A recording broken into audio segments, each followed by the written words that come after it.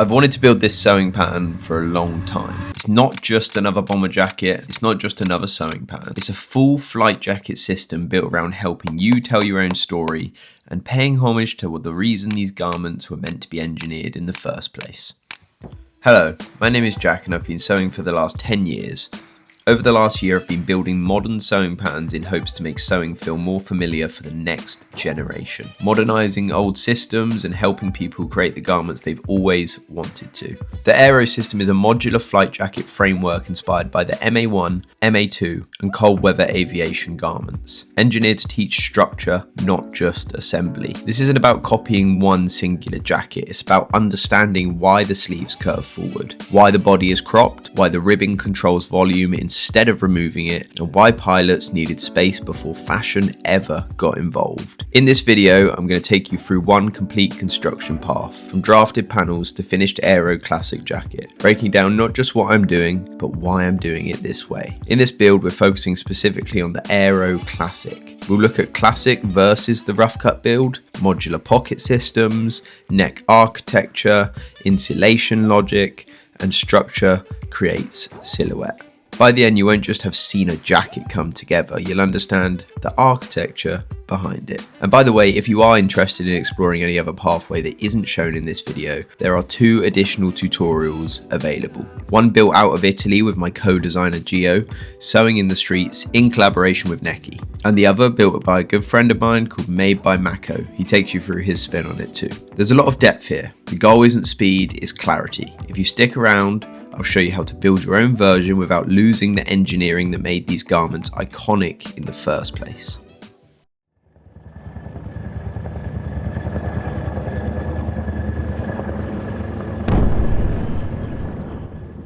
Hello everybody and welcome back to a brand new video. In today's video, I'm going to teach you how to make the Aero jacket. I hope you enjoyed the brand new intro showcasing the history and what we're sort of trying to do here with this pattern. I've got the 2 A4 patterns right here.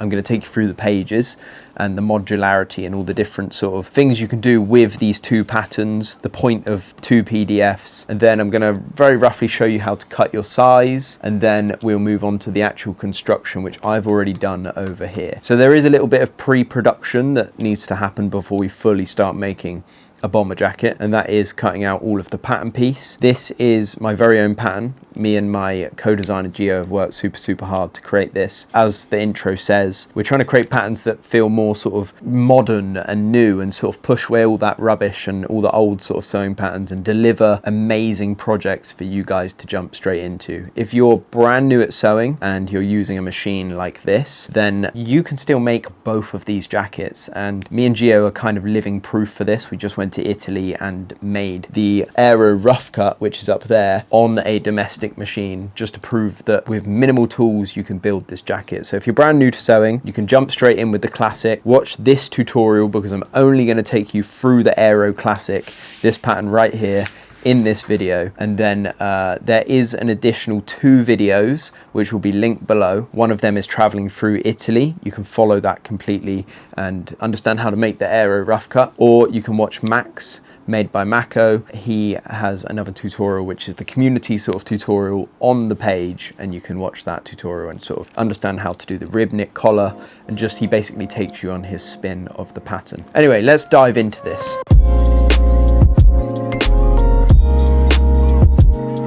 I'm going to show you the pages and then we'll get straight to work. So before we jump and dive right into the construction and before we show you the pages, I just wanted to let you know that there is a few different formats and some of them might get confusing. There is the A4 tiled format, which basically you can print off the pattern yourself and then go through all of the different instruction pages, and then at the end you can see that there is tiled pages to stick together. That is in A4, and there is also a US letter format. There's a size difference between A4 and US letter, or alternatively there is an A0 you can print out yourself. You can go to a copy or a print shop and print the large format A0 size yourself. All of them files, the A4, the US letter and the A0, are included in the digital downloads. If you're interested in getting me to print it for you, I now have a large format A0 printer in the studio where I'm printing all of the physical copies and shipping them out to you. I think it's more positive if you choose the second option and get me to print it for you, mainly because it is 5 sheets of A0 paper. Or if you're doing the A4, obviously right here it shows you the assembly map of what you will create. So this is around 100 pages of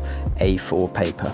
So yeah, getting me to print it, 5 sheets of A0 shipped directly to your door. It's a little bit more expensive than if you pay for the digital download. However, the digital download might cause you a little bit of stress, or getting me to ship it for you, you know, might be a little bit too expensive for you. Basically, the decision is yours. You can either choose to get me to print it, ship it, or you can download the files and it has all of the files, so you can choose which one you want to print and jump into. The A0 is definitely easier.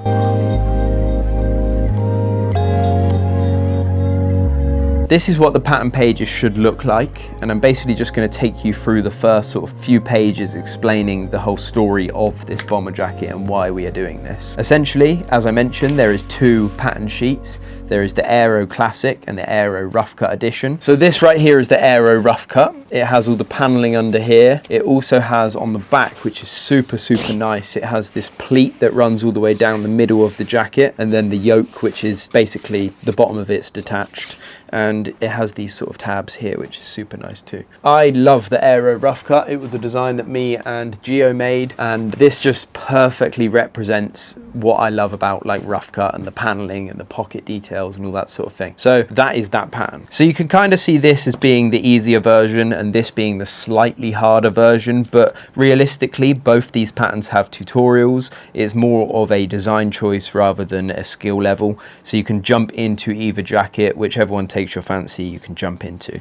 But we're going to just focus on this one today, which is the Aero Classic, and I'm just going to take you through the pages real quick and basically just describe to you what we're trying to do with these patterns. There's a contents page, there's an intent and approach page. So basically we're taking you through the system of building a original like heritage inspired bomber jacket, an actual bomber jacket. There's a lot of reproductions out there that are not too good. They're kind of slimmed down the fit and they just sort of take away what the history of the jacket is. A lot of the fast fashion brands tend to do that. So we're basically trying to keep the heritage and the sort of, you know, original design ideas of why an MA1 bomber jacket was created alive. So it essentially goes through the idea that like the volume and the cold weather means for different designs in the jacket, and everything is functional within what we're about to do. It says you won't be alone, so it basically goes through all the different tools, that nothing is mandatory, you can build this how you want, support is built in, you know, you can take it slow and use this pattern as a learning object. The flight jacket evolutions, this page just goes through what jackets we have been inspired from. The A2 flight jacket, the leather A2, the original 1940s,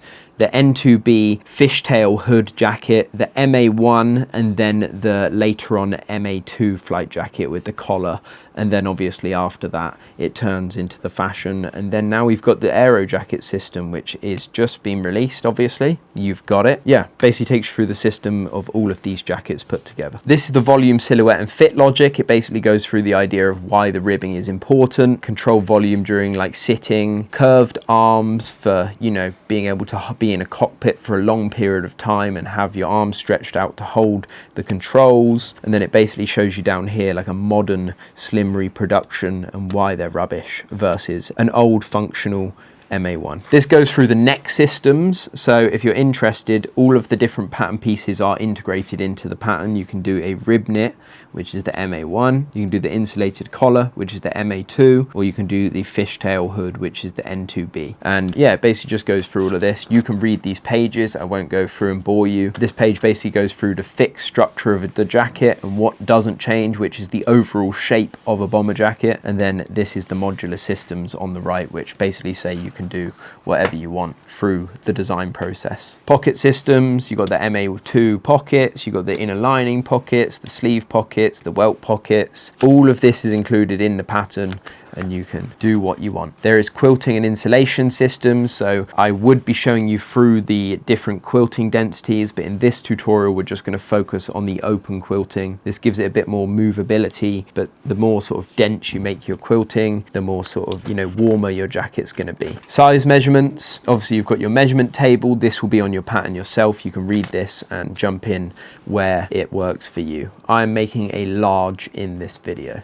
Materials, this goes through all of the outer shell, but I recommend stuff like, you know, nylon, polyester. I'm using a wax polyester that I got in Rome in Italy for this video. And then the inner lining, you want to find sort of like a lightweight polyester. I'm using a sort of like a velour type thing, just because it's all I've got in the studio, and I think that the orange will work really, really nice with the brown. You've got your hardware, so main zipper, pocket zipper, snap fasteners, optional upgrades. This goes through everything you could include in this jacket. It shows you the length of the zipper too, so all of the different sizes and the length of the main zipper that you'll need. Tools, notions are my picks, so obviously like the thread, the sewing machine, doesn't matter, and then presser foot, and then QR build support. So down here I put a little QR code. You can go and check that out. It basically takes you through the different materials I've referred to you based off where you are in the world. Print stick cut guide, I'm not going to take you through this. If you're confused about how to tile my pages together, then scan this QR code. It does not butt the pages up like this. The pages overlap. But if you want more details, scan the QR code. Pattern basics, every single pattern, if you're using the tiled or the A0 version, every single pattern is sewn at 1/4 inch seam allowance, so 1/4 inch seam allowance. You basically want to keep that throughout the whole pattern, unless you're doing the top hem of a pocket or you're doing something that needs a flat fell seam, which there isn't many of them in this pattern. Don't add extra seam allowance when cutting, it's already included. This is another really important one. You don't add seam allowance. For example, you've got your pattern over here, you're cutting directly on the line that you're choosing for your chosen size. You're not adding extra seam allowance, you're cutting directly on the line. Next, there is the assembly map. This goes through the pages and how they tile. It basically goes numerically down and alphabetically across. So A1 all the way to N1, and then A2 all the way to N2. You just follow this guide and then you should have the full pattern printed and stuck together. Finally, there is the pattern glossary. This goes through everything you're going to see in this pattern. Basically, cut to mirrored means that your good sides of your fabric are facing together. So when we turn the fabric outside in, then you basically have a sewn together piece. So cut to mirrored is probably the thing that you're going to see a lot. I always use the term front facing or good sides together, but that will be used a lot in this tutorial. It basically just means your front side and then your other front side, or your sleeve and then your other sleeve. That is your pattern glossary. You can read over that. It basically just shows you what pieces are what. And then this is where your tiling starts. So that is your Aero Classic, and both pages on the patterns are exactly the same with the Aero Rough Cut and the Aero Classic. They're both the exact same. But what I have done is I have basically just got an A0 right here that I'm just gonna show you one little thing before we get into the full tutorial of construction. I basically printed out the 5 sheets of A0 paper and I cut my desired size. So at the top, you've got your size guides, an extra small all the way up to 3XL, and they are coded by different dotted and dashed and solid lines. I'm cutting this one right here, which is my large, so I'm following this line right here in the middle. From the inside of your garment, you know the extra small, small, medium, large, which is the one I'm cutting, and then the rest is XL, double XL, triple XL. So you've got all your sizes covered here. Again, cut directly on the line. Don't cut extra seam allowance and do all that with your fabric. This is your pattern pieces. It's 5 pages. It is an in-depth pattern, but if you choose to not want to use certain parts of the pockets, you only need to print the base body parts and then you can design whatever you want. But if you're jumping in with me, I have basically cut all my fabric already. Remember where it says stuff like cut to mirrored, you're basically cutting to mirrored. These are pocket flaps. And then obviously where it says cut 1, you're cutting 1, and you're doing all of that for the outer shell and the lining. And now we're going to pick up where we're starting the construction. So 2 more things. This is some really, really nice heavy duty ribbing. I've put a link to this down on the QR resources, which is on that tools, materials and hardware page. This is really nice. It has really quick shipping to the UK. I'm not sure where exactly they're based. I think they're based somewhere in the UK, but if you're in Europe, I would recommend buying this because it's proper bomber jacket, military grade ribbing. The second thing I'll say is when you're choosing your main zipper for your bomber jacket, make sure you go for something that is quite heritage based. This is a reproduction of a Talon zip and it has that super nice brass feel to it. The zipper is super, super nice. The tape on the zipper is super wide, which is nice when you're sewing it together. Make sure you're going for like a super nice zip because when you're making a jacket that's meant to sort of replicate that bomber jacket feel, you don't want to just make a crazy looking jacket and then sort of half-arse it on hardware. So I'm using a Talon zipper. This is a reproduction of a Talon zipper, but it's still super, super nice. So yeah, good ribbing, good zipper, good outer shell fabric. There should be some options on the QR resources. Now let's get to construction.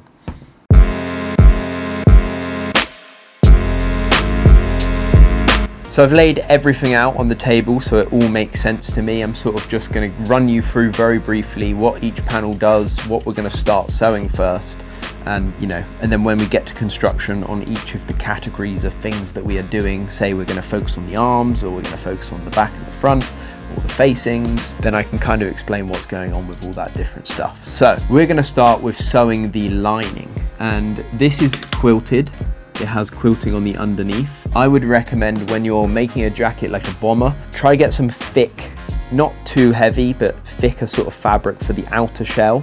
And then for the lining, I would go for a really thin polyester and then a 4 to 6 ounce wadding. That's what I would recommend, mainly because when you have that heavy outer shell, the thin inner lining, and then that 4 to 6 ounce wadding in the middle, which is sewn to the lining, then it all sort of fills itself out and you have a really sort of heavy bomber like the one that I made in Italy. This is going to be the exact same as the one I made in Italy, but I'm going to do a hood for this one. I need to cut the hood panel pieces out. I haven't done that yet because I was going to do a rib knit around the neck, but Max has stolen that idea and he's doing that for his tutorial, which you can go and check out over here. Basically, I've got very minimal fabric left over because this is leftover fabric from that jacket up there.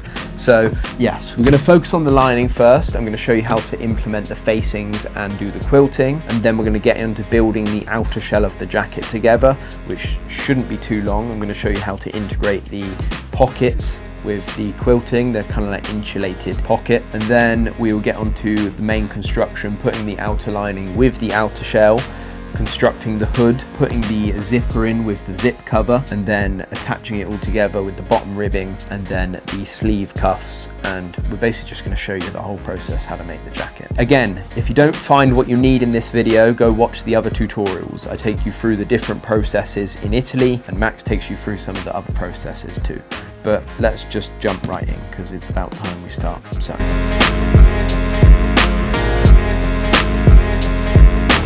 So the pattern pieces you're going to need for the inner lining are obviously your front panel, your other front panel, which should be the opposite mirrored one. You've got your back panel, and then you've got your 2 big sleeves, and then you've got your 2 small sleeves. And then we are going to show you how to connect the facings. These facings are really, really useful. I would very recommend adding the facings. Well, you kind of don't have a choice because we built the pattern that way. But basically the facings help the zip not get caught on the inner lining. They also just make it a little bit more cleaner on the inside when you're opening the jacket. It's also easier to implement your zipper to the same fabric as your outer shell. We have built this with a facing that runs all the way from the bottom round the neckline. So that is these 3 panels right here. But we'll get to them in a minute. We can throw them to the side at the moment. And we're going to focus on quilting this. This is the quilting density. So what I'm going to do is I'm basically going to focus on one of the pieces. I think I'm going to first focus on the back piece because it's the biggest one to quilt, which is this one right here. And we're basically going to run some diamond stitching all the way across this piece of fabric that basically molds it perfectly together with the inside of the insulation. What I've done when I was cutting the pattern pieces is I basically cut them out at the same time. So the insulation was underneath, the lining fabric was on top, and then I've basically just cut it out perfectly, throw some pins in. And now we're going to mark out the diamond quilting. We're going to do like a very sort of low density quilting for this because we need the mobility. It's more of a fashion piece. It doesn't need to be too, you know, crazily sort of dense with how warm the jacket is and stuff like that. We're going to focus on quilting this. It's quite self-explanatory, but the idea is you want to grab yourself a ruler and a tape measure, and we're basically going to start our first sort of diamond by starting at the top of the side seam. It would really help if you had a dissolvable pen, because the idea of this is we're going to draw these lines in with this wax, just like this. And then we're going to stitch these lines down. The reason we got the tape measure is so we can sort of measure out where the next diamond's going to be. So I'm going to do them probably around like 3.5 inches away. So for this, I'm just going to mark another 3.5 inches. And then I'm just going to go across this 3.5 inches. And then we can sort of match them up with the ruler afterwards. And what's positive about this is that I'm using wax. If you use chalk, I always find that it's an absolute nightmare to take the chalk off the actual garment itself. But with wax, you can literally just hit it with a steam and then it comes straight off, which is positive.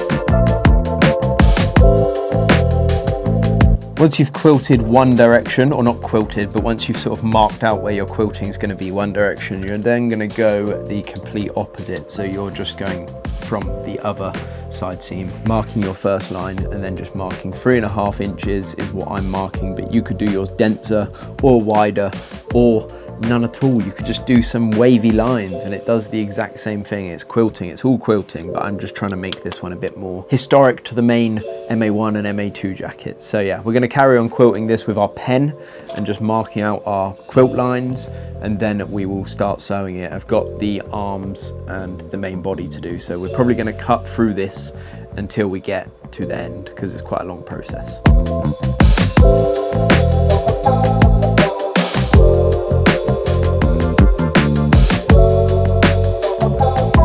So I am over here stitching all of this together. The way you want to do it is you essentially just want to follow the lines that you marked. And what I like to do is I start with one line, sort of head all the way to the end, and then sew around a little bit, start with another line, and you should be close to another line, and then just keep going all of the lines, and then at the end you just close it off around the sides. But when you close it off, you just want to do quite a small seam allowance. I'm using this like felt velour sort of fabric, as you can see. It frays quite easy, so I'm making a tiny bit of a bigger seam allowance, but you want to make a very small seam allowance around the outside once you've sewn along the lines to close up the quilting. And whilst I'm doing that, let me introduce you.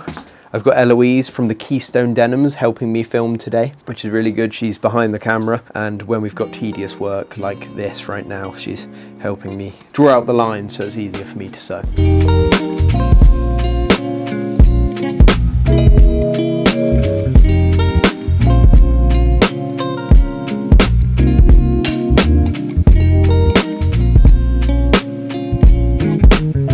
So, whilst you're quilting, I just wanted to mention a few things. So I've got a little tool, and basically it's this.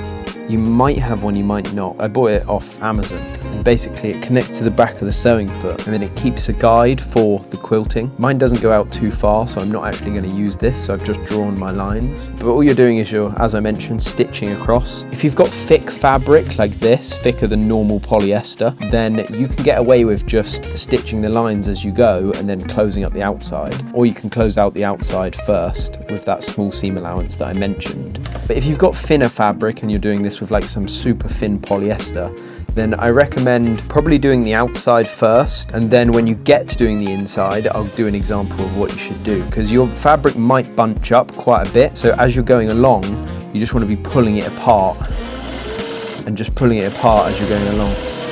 A good alternative to this is you can get a sewing foot which has a wheel on the bottom, and it sort of sits your foot slightly higher and leaves a tiny bit of a gap, and then it just means the roller foot sort of works with the feed dogs, and as you go along it sort of doesn't pucker the fabric. But if you don't have that, then you can kind of just pull the fabric out of the way and make sure it's not bunching. It's quite nice on this velour, especially the colour thread that we've got, even though it gets slightly lost in the fabric. But yeah, carry on all the way round.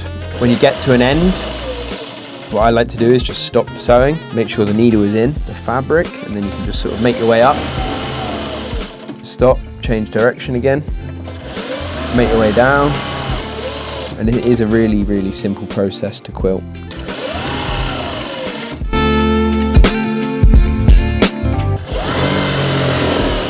Then any gaps that you have left after doing that kind of technique I just showed you, you can just sort of close up and go once more round. It won't hurt as long as that seam allowance is quite small.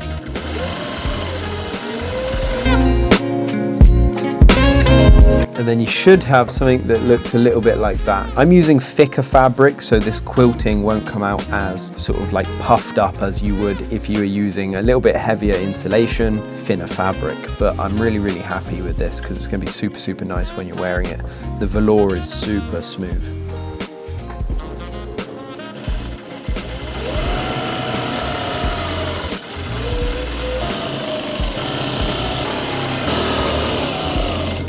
So we've just finished quilting all of the panel pieces, and I think it looks really, really nice. This sort of burnt orange fabric is so nice, and the quilting works really, really well. We managed to find some really nice orange thread. I was going to use brown, we tried it, it didn't work very well. And then we have this sort of like more burnt stuff. I've used two sort of bits of velour. I found them in a scrap store for like, I think it was like 50p a metre, which is crazy. It's like remnants of a company that's local to us called like Linwood Fabrics. It's like a curtain shop. Anyway, we're going to focus in on these two front panels right now, and I'm going to show you how to attach the front facings onto them. So you should have two that are opposing each other, so they sort of, you know, mirror each other perfectly. And we're basically going to grab a front facing, and I'll show you first on this side. So we're going to focus in on these two panels right here. We've got our center front facing and we have our front lining piece.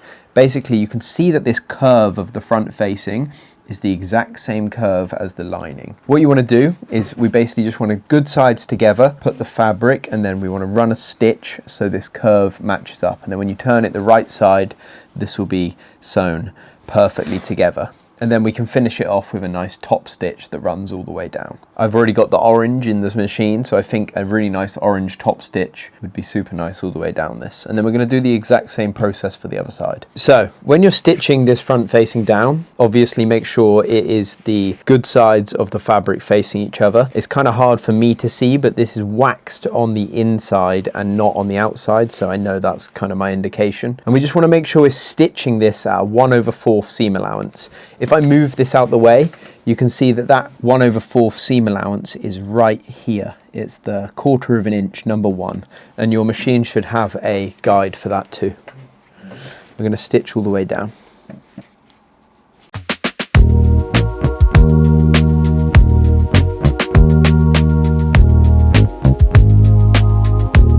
So I'm just now going to top stitch all the way along with the loose fabric facing the front facings, sort of facing the inside center front, and then the top stitching is on the actual front facing itself. So we've stitched all of this down now, and I'm now going to run a top stitch with the top stitch running along the inside center front facing. It's going to be running along the facing and not folded the other way. All the loose fabric should be facing the middle rather than folding it the other way. So not that way, it needs to be facing that way.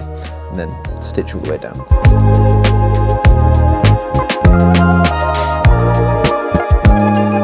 Now we have added the center front facing to the lining panel, and if it is a little bit longer on the top or on the bottom, then feel free to just cut it off. It won't make too much of a difference. It might make your neckline slightly smaller, but it will match up perfectly. I just kind of did the seam allowance slightly wrong. So if you do the seam allowance slightly wrong, you go a bit too close to the edge of the fabric or a bit too far in, then you might have to trim off like a millimeter or something, or a few millimeters. Anyway, this is now perfect. I'm going to do this again for the other side, so you're pretty much just doing the exact same procedure again, and then we're going to focus in on making this pocket in the center of the lining, and then that is it.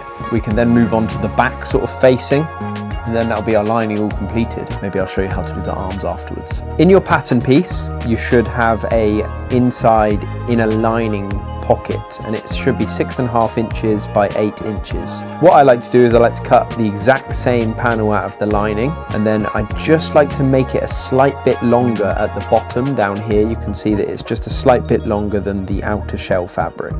The reason this is because if you put the good sides together, just like that, we're going to stitch along this top part right here, and that is going to be the top hem of the inside of the pocket. And then when you flip it the right sides up, for example, and you flip it back round once you've made that stitch, with this excess you can pull the outside fabric down slightly, and then you can hit that with a press, and you should have a bit of orange that's revealing at the top. And I just think if you're looking at this over here, when you sort of implement the pocket into the garment, it will have a super nice sort of burning red sort of texture on the top of the pocket, just like this. Yeah, let's do that, and then we'll get the iron ready and sort of iron down the piece. Once you have that little bit that goes over and you've top stitched it all around, you can actually just run a really small stitch all the way around the square two to close off the inside lining with the outer shell, and then you want to hit it with the press all the way around. Do that about 1/4 inch, and then you can stitch it into the final garment over there. So I'm going to do the top, like just the seam to close this up in orange, and then I'm going to switch around to brown, and then we'll do everything in the tutorial. Most of it is going to be brown now, just to match the outside shell. Let's do this. I'm just going to throw 2 pins in here to secure that in place.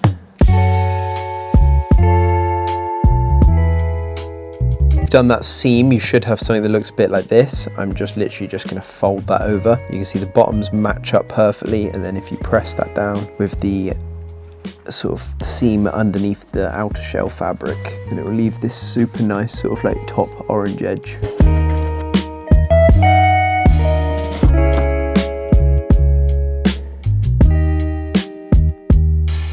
Because I am the master of never ironing anything in these tutorials, I'm not going to iron this either. So I'm literally just folding, and then I'm just going to throw some pins in, and then I will take the pins out and then run it through the lining. This is an inside sort of like pocket, so to be honest, I don't really think it needs a good old press. And there is 2 layers of weird fabric that doesn't iron. Obviously you can't iron velour, and you can't iron waxed polyester very well, so I'm just going to leave it like that, and then I'm going to take the pins out and sort of match it up perfectly here. Sort of lay it down, take the pin out, and then run it back through, and you can add a pin back through like that.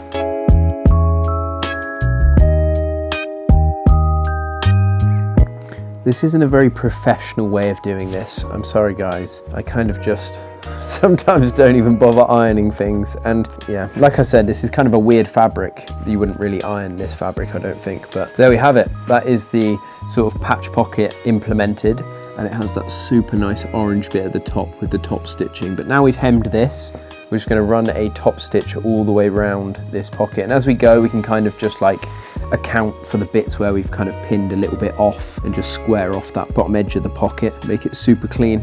So yeah, let's do this top stitch now.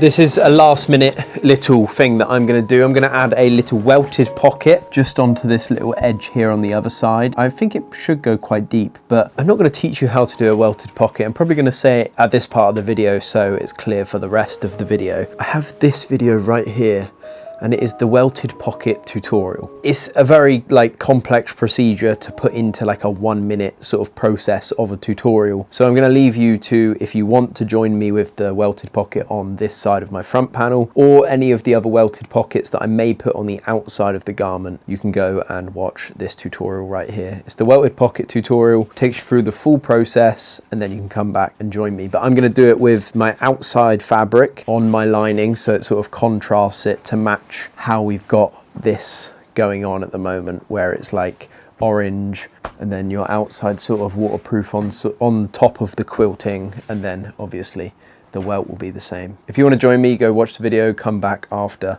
and then you should have a welted pocket too. So I just finished the pocket on the inside, and I'm really liking this sort of overlap of the lining of the pocket, because it's the different fabric, it's the different orange to the orange I used for the main lining, this velour stuff. So that is super nice. And then I just completed this welted pocket here, which is also super nice too. So that is the two main front lining pieces fully completed, and we can move these to the side. This is a bit of an odd way to do stuff. I never really start with the lining, but we are in this video, so why not, eh? We're gonna move on to the back part now. And again, the back part is just super simple. It's just another facing, and we're just gonna sew this from the bottom, 1/4 stitch all the way around, and then it should open up. And then you can top stitch it again. The sides of this facing right here, they will match with the sides of your front, just like that. You can see it sort of glides all the way. So yeah, let's finish this back facing, and then I will actually move on to the sleeves, and then we will go with all the construction of the main outer shell. I also just wanted to say that off camera I cut 2 more pattern pieces, which are these 2 right here. It is the fishtail top hood piece, and I cut the fishtail side hood. I basically just did the same quilting for them where I did a normal one, and when I did that normal outer shell one, I just marked where that zipper was on the pattern piece, so it matches up perfectly, as you can see there. So I marked where the zipper is going to go. I've got a zipper ready that is cut down to size. If you are interested in what size it is, I will put it in the pattern, but it is 20 inches exactly. And then I just basically did 2 of the outer shell and 2 of the lining. We'll get to the hood a little bit later, so we don't need to jump into that right now. I'll show you how to attach that fishtail sort of zip to the main centerpiece, and then how to stitch it all together. So for now we can sort of throw that to the side, and we will focus on stitching this back piece with the facing, and then we'll move on. So let's do it.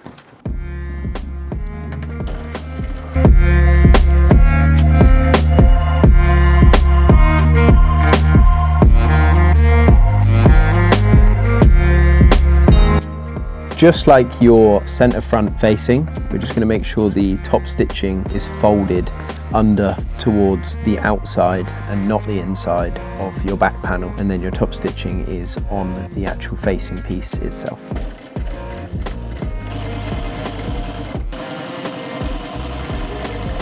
So now you can see we have attached that facing to the back panel. You can see it runs all the way down that center front piece of the zipper. The zipper would be here, and it runs all around that neckline. All of the lining, the back piece, the front piece, the other front piece. We can actually move on to something else. So I'm just going to put these to the side for now, and I think I will show you the arms next. I wanted to show you the arms with the outer shell, but I do think it'll be easier to show you it with the lining, mainly because it's easier for me to show you what the front sort of facings look like, the good sides versus the bad sides. Whereas if I showed you on my normal fabric, it looks the same on both sides. So I'm going to show you how to construct the arms now for the lining. I'm going to explain the volume and how the arms work and what gives them the volume within the pattern, and then we will construct an arm together. When it gets to the arms on the outer shell, I'll very lightly show you how to do it, but I'm not going to give you a full tutorial because this will be the tutorial for the arm pieces. Essentially, you should have 2 pieces for each arm. So this would be obviously your right arm, and then these 2 pieces over here would be the left arm. So what gives it the volume? Me and Gio chose to do this sleeve a tiny little bit baggier, but what gives it the volume is this curve right here. This curve gives it the intentional volume within the aero jacket, or that sort of flight jacket volume. You're basically going to stitch this long side of the small panel together with the long side of the bigger panel, and you're going to do that good sides facing together, 1/4 seam allowance. When you turn it the other way, because these curves are facing each other, so they're basically opposing each other, you can see that they don't line up perfectly. They have these little gaps up here and down here. When these two are sewn together and then they're turned outside in, you can see that it gives it a little bit of a bagginess, and actually the fabric sort of sits higher, just kind of like that, if that makes sense. And then that gives it your bagginess. This small panel sits on the back of your arm, and then this, when it connects, is the bottom. So if I can show you another way, it basically shows you that if you sew along the shorter edge of the bigger sleeve with the shorter edge of the smaller sleeve, just like that, connect them together and then turn it, obviously when they're sewn together it looks something like that, and then when that bigger sort of longer edge connects too, you can see that this would be the bottom of our sleeve, this smaller piece, this would be the back of our shoulder, and then that would kind of run, so you'd be wearing it like this with the smaller panel on the back. Remember, this smaller panel is always on the back. If you sew your sleeves on incorrectly, it will basically mean that like this part will be on the front. We don't want that at all. We want this part right here to be on the back of the sleeve. So it should fit something like this when you're finished with it. And then all your bagginess of this long edge right here would be underneath your arm. We don't want it on the front. So this piece on the back, and then obviously we're sewing them together with the long sides together and then the short sides together too. And remember, we're doing this all front facing, so good sides together, and then we go from there. So I've got this cool little foot right here. You can detach these little things right here and you can put them back on the tracks of the sewing foot. Essentially what this tool does is it allows me to sew on top of this wadding sort of polyester material. If I did it with my normal sewing foot, then these little claws at the end, these little sort of ends of your sewing foot, they would actually get caught underneath the polyester. I can actually give you an example. Let me just sew this and show you exactly what happens. Basically what happens is this. That's what happens right there. You see the foot would get caught underneath and it would start ripping the polyester. So this is a really good tool. If you don't have something like this tool, another good way to do it would be to get some sellotape and wrap it around this end bit, so it just basically extends your sewing foot out, and then you can sew. You just don't want these bits getting caught underneath the polyester because it will rip it and then it will ruin the quality of your garment. And now once you've finished all of that stitching on that side, you can just keep that foot on if you still have one. If you don't, you can just keep the sellotape on, and I'm just going to run a top stitch all along this with the top stitch facing, so the fabric is going under the bigger panel and your top stitch is facing the smaller arm sleeve panel.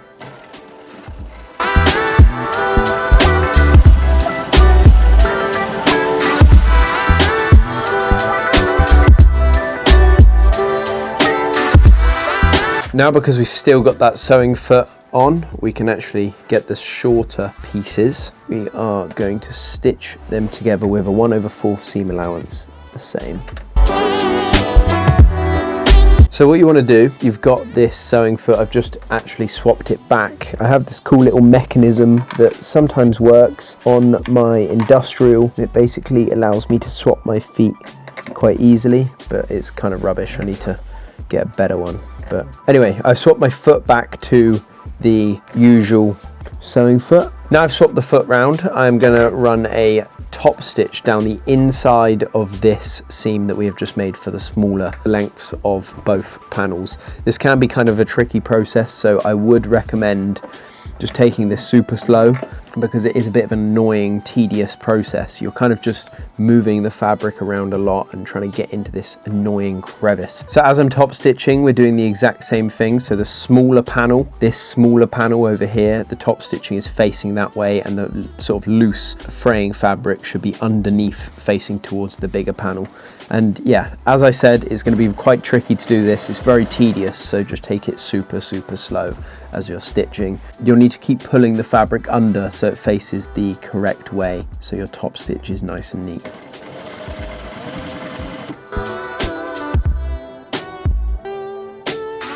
If you've got a domestic machine, I feel bad for you. No, it's the same thing. We did it the same in Italy. If you watch the Italy vlog, you'll know that there is never getting around this, unfortunately. It is very long. So now we have sewn that sleeve. I don't think there is any way of getting around the top stitch, that really annoying top stitch. You don't necessarily need to add that top stitch to the bottom seam. You can kind of just leave it, but it's just to add that extra bit of niceness to your finished garment. Now you can see that exactly what we were talking about, the sort of sleeve stands up on its own with that curved seam that we added in the pattern making and the drafting. So this just obviously adds to the idea that when you're wearing this, again, this smaller part of the sleeve is on the back and it sort of gives it a bit of volume underneath, as you can see. We're going to talk you through a bit more of that later when we get to constructing the outer shell. But we've just done one sleeve of our inner lining. I can throw it with our finished panels over here. And now off camera, I am just going to do the exact same thing for the other side. So if I can explain it one more time, good sides facing together, 1/4 seam allowance, turn it outside, hit it with a top stitch, and then pull all of your fabric over, do the exact same thing. So 1/4, and then obviously do that really annoying top stitch on the inside. And then we'll have 2 finished sleeves for the lining. So yeah, as I mentioned, this shorter edge right here is the bottom underneath seam of your garment. You want to basically sew the longer sides together first, and then when you attach them, it'll be easier to do that long top stitch all the way along. And then it gives you that sort of finished sleeve cap that starts low, goes high, and then goes lower again. And then when we fold all of that over and start attaching that bottom seam, you can do your top stitch on this smaller panel, this smaller length sort of side. You basically, we've explained it all anyway, so you should have a good understanding of what you're doing. But just to be clear, you don't need that top stitch that we did on that smaller length side. It is the bottom and the underneath seam of your garment, and this is the lining, but it is good to add it anyway.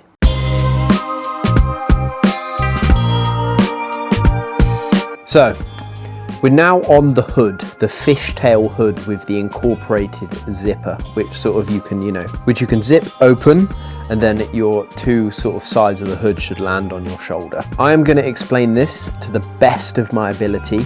It's a little bit tricky. I'm quite a self-taught designer, so I'm trying to explain all of these processes to you. Sometimes the terminology gets messed up, so I just wanted to disclaim that. But I'm going to try and explain this to the best of my ability, and hopefully you fully understand this. This is a bit of a weird way to construct a hood. Let's get into it. If you put your fabric pieces like this, then you can work with me and sort of understand what I'm doing. Let's explain it. So once you've laid it out like this, you should have your inner lining facing the table, your outer shell facing upwards, and your zipper facing down.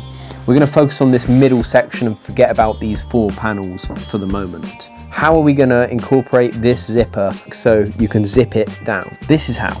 We can remove the lining and we can put this to the side for now. And the way we're going to attach this zipper is we're going to flip it over. Once it's flipped over, we're going to stitch with a zipper foot all the way down this side of bit of the tape.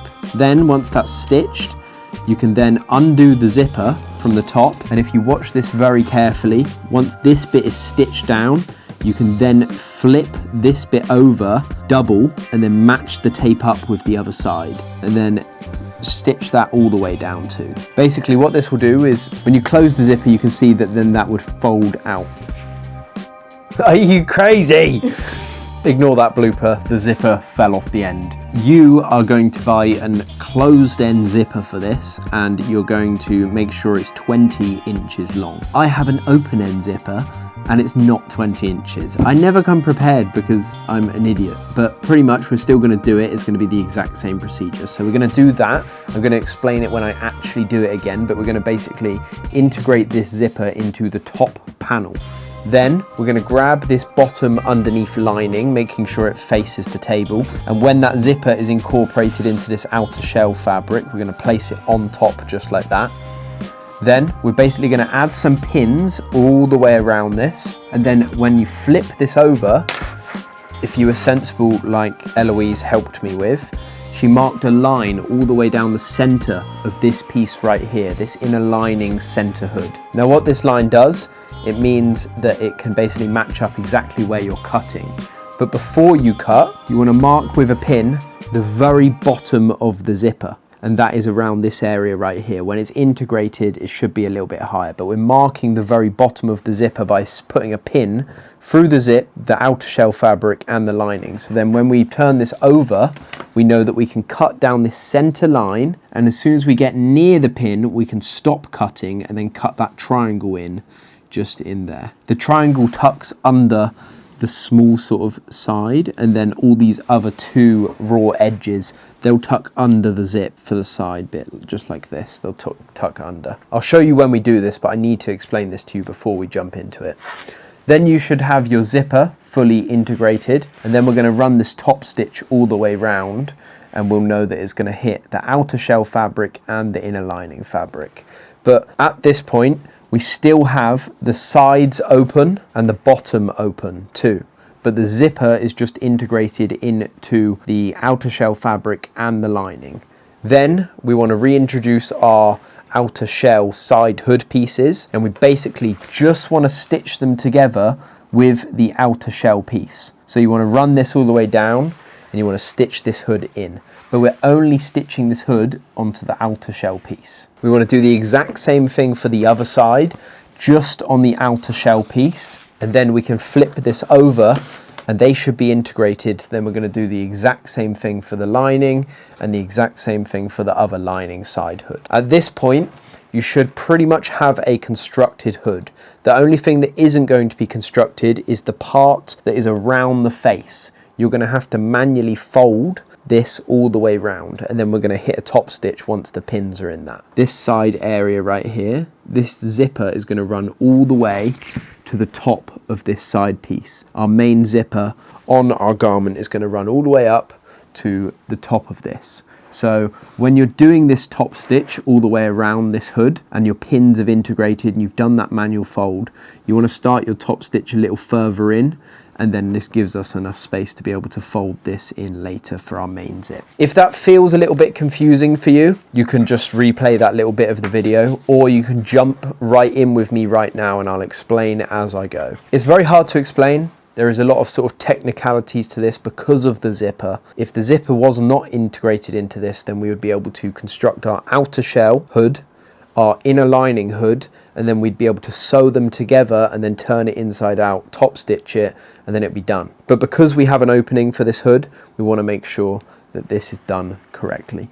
So let's jump into this, take it slow, rewind the video if you need to. And one more thing before we move on to actually showing you how to do this. If you intend to do a ribbed neckline or an insulated collar, then you can go and watch the two videos. Max's one shows you the ribbed neckline, and me and Gio in Italy show you how to do the insulated collar.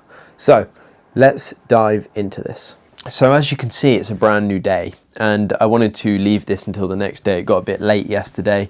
So today we're going to smash out the whole jacket. I showed you how to do the lining yesterday, and let's focus in on the hood so we can get this completed. We've just separated all the parts so I can focus just on the installment of the zipper on the center outer shell of the hood. And then afterwards we will go on to how to construct it in with the lining, and then how to incorporate all of the different panels so we can fully make the hood. Let's focus in on just this part right here. You've got your zipper. Yours should be 20 inches, closed end, and yeah, how are we going to input this into the center? Just like we said yesterday, we want to flip the zip over to the left and make sure that the zipper puller is facing down, and your sort of tape should be running perfectly alongside that line.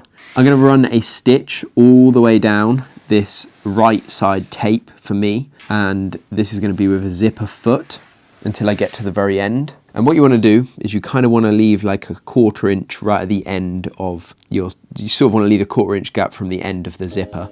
I've sort of makeshifted this with a bit of hand stitching right there, but essentially stitch along this with a 1/4 inch, and then we're going to show you how to flip it over and integrate this so it's seamless. Let's do it.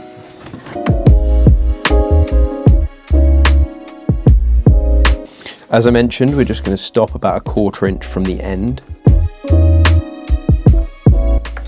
And then you should have something that looks a little bit like this. If we pull the zipper down near to the bottom of the zip, we can see that it should look like that. If you pull the camera out just a tiny bit, just like that, then we can see that if I flip this over once, you can start to see that that zip puller is coming to the top, and then we just want to flip it over one more time, just clockwise, and then we can see that we can start to stitch that side bit into.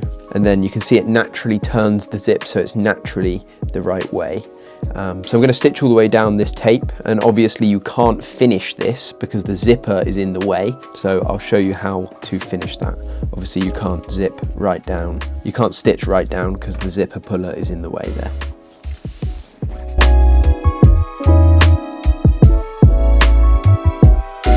So when you get all the way down, try and go as far as you can to match that other stitch mark that you made at the bottom. So what we're going to do now is from the inside, you can see that we have just made these two lines right here. So we know if we pierce with the scissors and cut a line all the way down the very center of them two lines right there, we can see that when we pull the zipper, it will actually close up the zipper on the outside. So obviously we're cutting that and it's allowing each side to fold over. Sort of just cut as far as you can actually go, and then what we want to do is close our zipper, and as I said, you can see that once that zipper is closed, you can see that we have made that split so it works as the zip opening right there.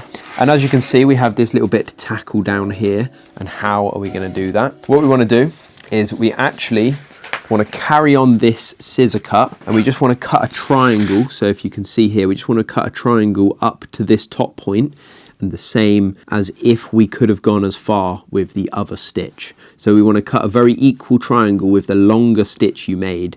So just cut up here and then do the same cut up here. And then we're just going to finish off this stitching on my right.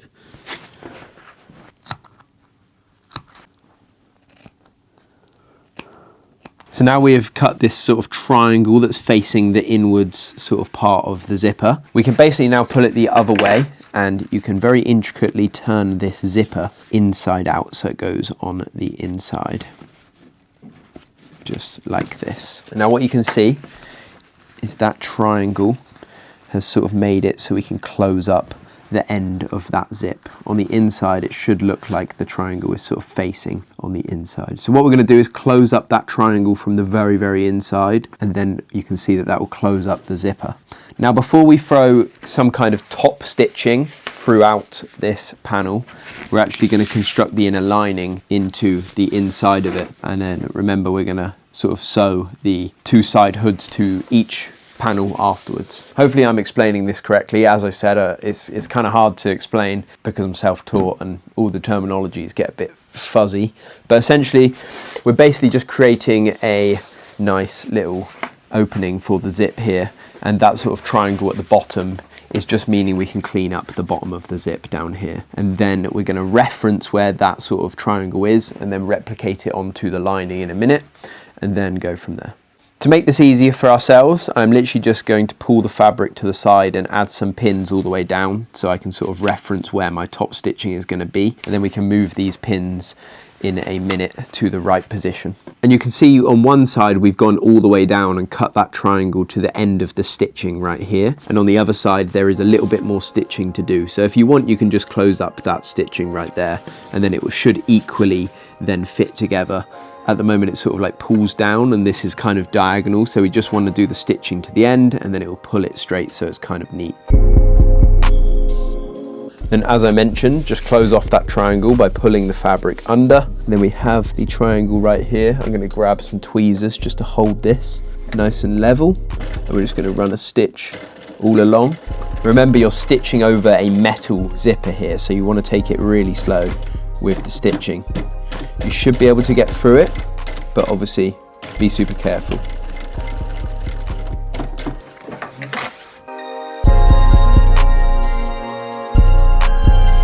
So as you can see now, I just pinned all of this, and as I just showed you, we closed off the inside of that zip. If you've got a closed end zipper, then it should be way easier for you to close that off. I actually had to sew over the teeth of that zipper, but if you do it really slowly, your sort of needle should position itself in between the teeth and then go through it. Just make sure you're not going super fast, otherwise it will break your needle. So I've closed that off, I've thrown the pins in it, and as I've just shown you, this is just on the outer shell.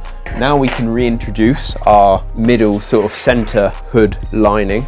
and we can match this up. And the way we're going to match this up is we're going to throw pins now all the way around the edge just to keep it in position with the very center, because this part we're going to tackle cutting the inside line that corresponds with where the zipper is. And then when we've pinned it in place, we can move this bottom pin. We can move this so it goes through both the fabrics. So when we're cutting down that line, we know that we're stopping just before where that pin is, 1/4 inch. And then we're going to do the triangle, tuck it in, and then we're going to add the top stitch to both panels, the top and the lining. So now you can see that I have actually pinned all the way around this just to hold it in place. We're not actually stitching any of this down because, as I showed you, we're going to attach the side hood to the outer shell and then the other side hood lining to the inner lining. So now is the part where we're cutting the inside, and just a really easy, nice sort of simple thing that I did was I just pulled that pin and just had it so it corresponds with the inside of the lining. That means we know where the triangle's going to go at the end, and then we know where to stop cutting. So I've got a line that goes all the way down the center of this. I'm going to follow that line. If you're slightly off by like 1 millimeter, you can kind of account it when you're like folding and pinning afterwards. So we are literally, to make this easier for ourselves, you can just undo your zip all the way down to the end, and you can actually do this from this side. And then zip the zipper up again. You can see we've just made our mark in the very center, and then you can carry it on from this side. Once you get close to that pin that we marked, then you can just cut in that triangle, and you can be as accurate as you want here.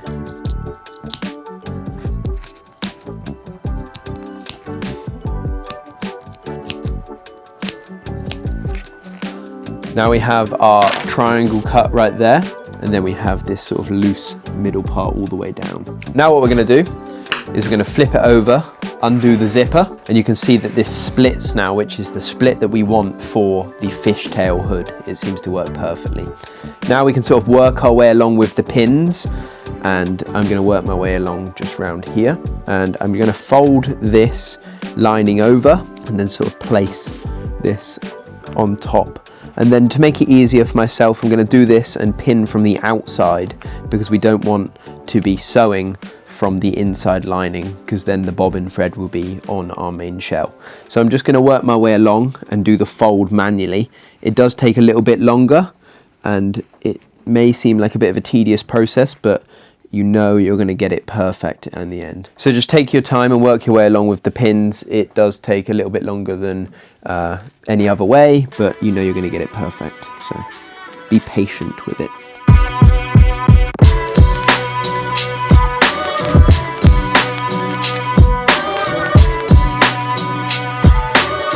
So at the very bottom of your zipper, you're going to have that triangle. We're just going to tuck the triangle the same sort of direction as we did tuck the outside shell triangle, and then you can throw that pin back through them and it should correspond perfectly. You might have some wadding and some polyester sticking out. You can just make sure to be either cutting that and sort of tucking it in. It might get caught in the zipper just like mine has there. You just want to be cleaning it up and folding it in, and then matching it with that stitch. And when you flip it back over, you can throw a pin in nice and neatly.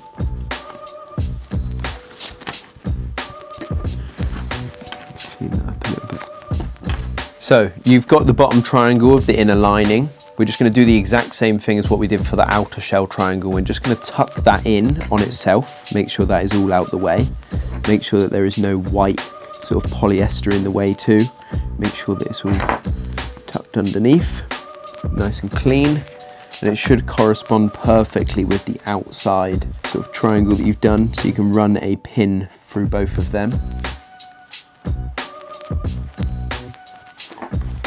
It should match up perfectly, ready for us to stitch in a minute. So now you can see that we have pinned from the outside, and we have pinned all of the lining in place too.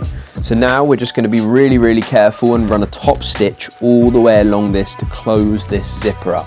And remember, all of the pins on the outside stay there, and we don't stitch any of the outside because we're still going to be connecting all of the side hood to the separate edges separately.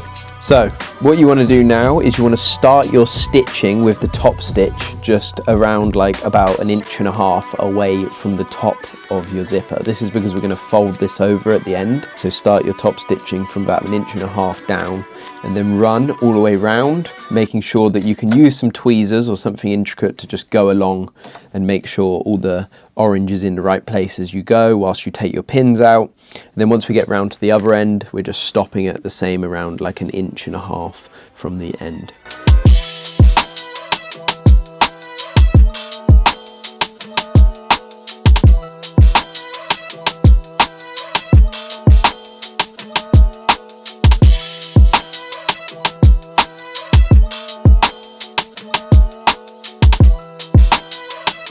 So because we've stopped about 1.5 inches away, we can actually fold this zipper in and then fold this outside in, and then we're going to stitch that later. I'm just sort of visually showing you that that is where the zipper would stop.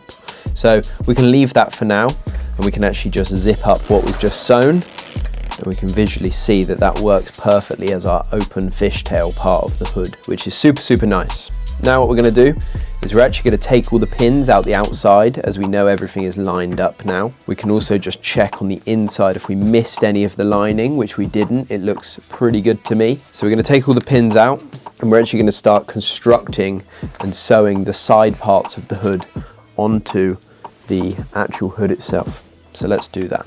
So the way we're going to attach these side parts right here of the hood is that we want to make sure that our sort of good side is facing upwards, and then we want to make sure that the top of where our zipper is for the fishtail hood is at the top, and we're going to be matching that up with the top of the hood just up here. As you can see, we have the sort of top corner of the side hood facing upwards, and then we're going to be facing our zipper down, and we're basically just going to be stitching all along this one layer of outer shell here. And what you could do is you can pin these other 3 layers, so the outer shell, the lining, and then the lining for the side that we're stitching. You can just pin them down so they're not in the way, and we're going to be working our way all the way round, so here we attach just this outer shell side panel to the outer shell main, and it should match up perfectly. Then we're going to do the same for the other side. And then once you've seen me do it twice, you do the exact same for the lining. And then we're going to hit our top stitches.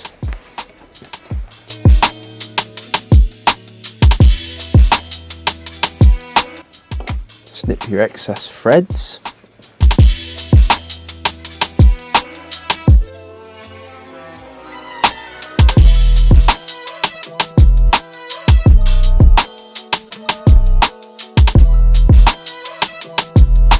You can see that that part of the hood is attached perfectly, so we're just going to run a top stitch all the way down, and I like to make my top stitch face inside so the fabric is folded towards the side hood piece, and then the top stitch is facing the zipper, just for consistency, as we did that top stitch on the zipper.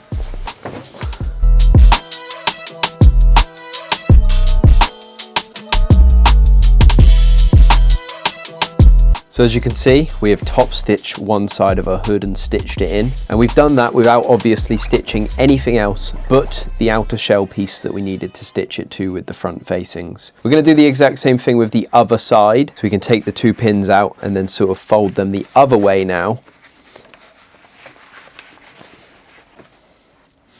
And we're going to add pins to the inside of the lining. And then that should just, you know, leave our main outer shell ready to be sewn. And we're going to do the exact same thing on the other side with the front facing of the other outer shell, as you can see there. So we'll just place this down, make sure that everything matches up.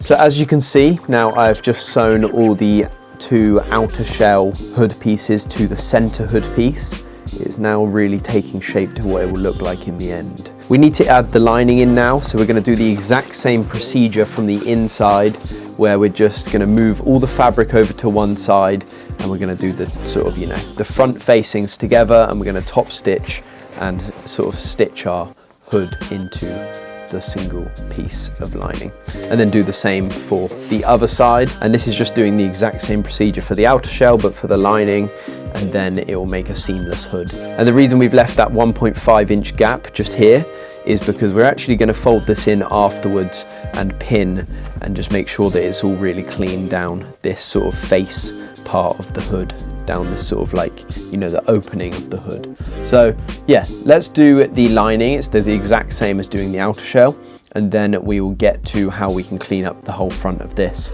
But as you just saw, it is taking place now and it actually looks super clean. I really like how this is coming out.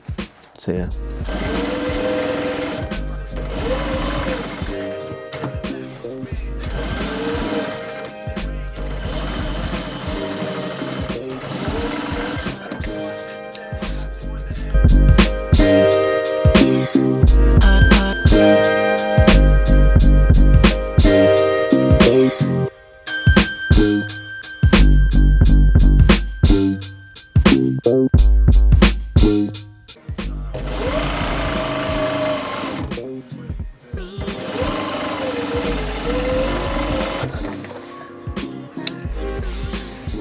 Now we have just sewn in the lining. You could see that when I went over that sort of lining curve, just the one that I just sewn in here, you can see that I was using that same green sort of wheel sewing foot.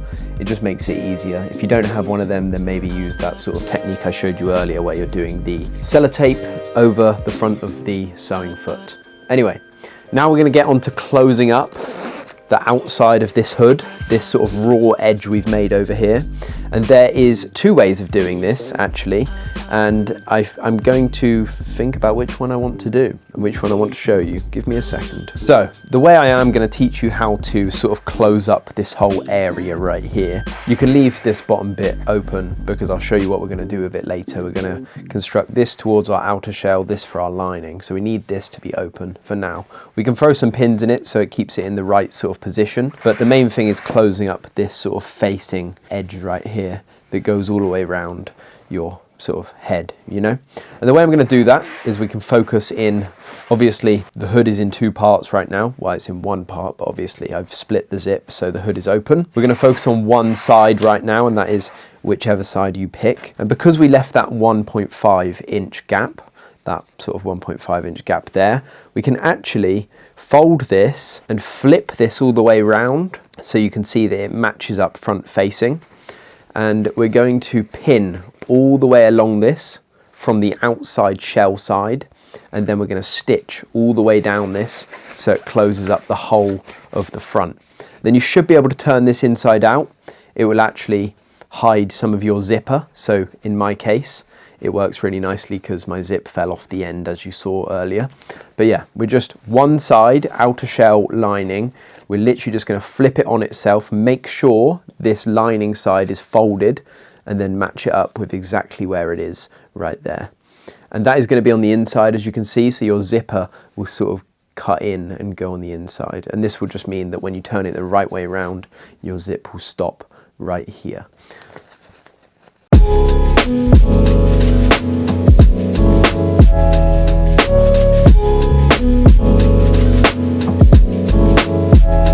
So now you've thrown your first pin in here, we can kind of just move and sort of move everything out the way. And you can see that now this sort of lines up perfectly with the good sides facing each other of one singular side. And what we're going to do is we're going to stitch all the way down here with pins and put pins into, and then we're going to stop around like 1 inch from the edge of here. The reason we're going to stop from 1 inch from the end is because this needs to be folded in too, this edge right here, and that needs to be folded in later on down the line when we get to sewing our main zipper into the jacket itself. So going down this sort of curved area right here, we're just going to make sure we stop about 1 inch from the end, and then we're going to do the exact same thing for the other side.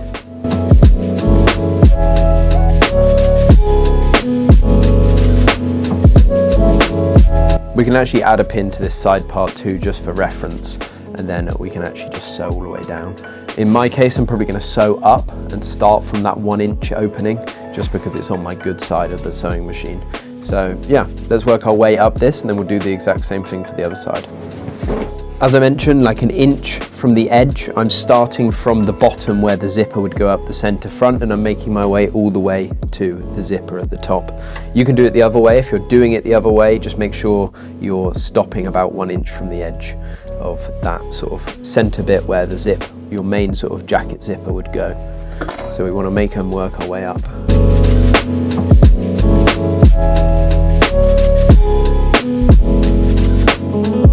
So just to explain that intricate part right here, I've got my needle in my fabric, so it's stopping me from going anywhere. We want to make sure that this inner lining is folded underneath, just like that.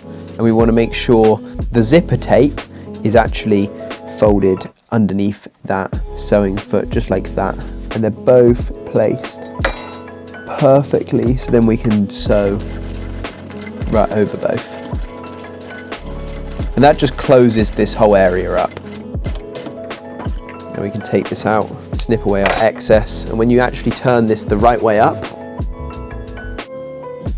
I'll turn this out properly in a minute, but I'm just showing you a reference. Everything is stitched on the hood, and you can see the side of your hood when this is all pulled out correctly. You can see the side of your hood has the zipper, which closes off into the garment itself. And then once this is turned out properly, we can hit a top stitch all the way down here, and it will close up our hood nicely. So we're just going to do the exact same thing with the other side, and then turn it inside out, and that should close up all of our hood, and we can move on to something else. But again, remember, just like I said, this little intricate part here, we're making sure that the lining is folded over just like this, and the zip tape stays down. And then when you turn it inside out, you're going to match them up. And if you're starting from this point now, we can start stitching. We want to make sure that, again, folded and the tape is down flat. And then we can start our stitch and work our way along. Looks more complicated than it is. It's very simple. Just literally like that. So folded lining, and then making sure that that tape isn't just like that. It's actually closed. Just like that, and just like that. That's all I say in these videos, but hopefully the visual learning and me explaining something more than once helps you understand. As I always mention, I'm self-taught, so bear with me.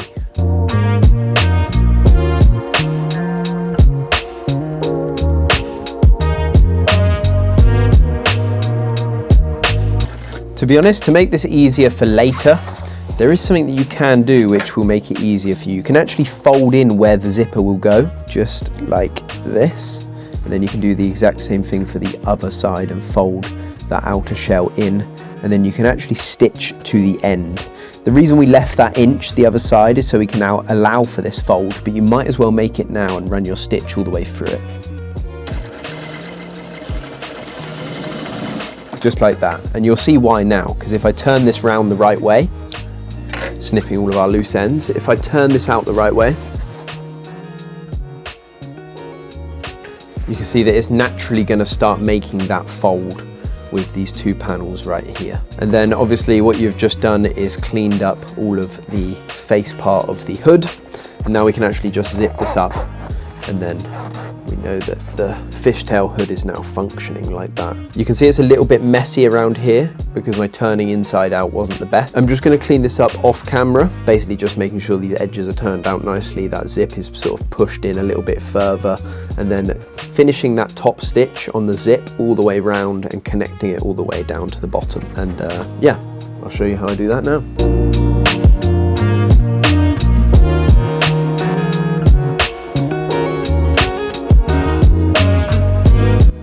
What we can do with this end fold, the one that has the one that's on the center of our zip, just like that, is we can actually naturally start turning it and throwing some pins in there just to keep it in place. We're not sewing down this, but I'm just throwing a pin in here, single little pin in there for later. We can get back to this in a bit. What we're going to do now, as I showed you, was we're just going to top stitch all the way around and sort of close up and clean up that sort of edge of the hood.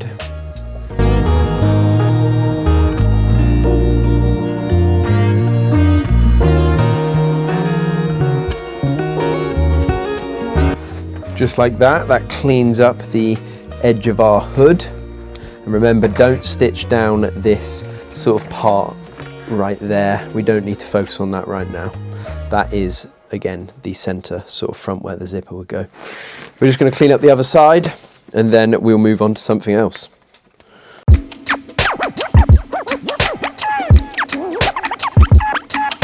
Again, once we get down the bottom, we can make that fold and then carry on with that top stitch all the way down.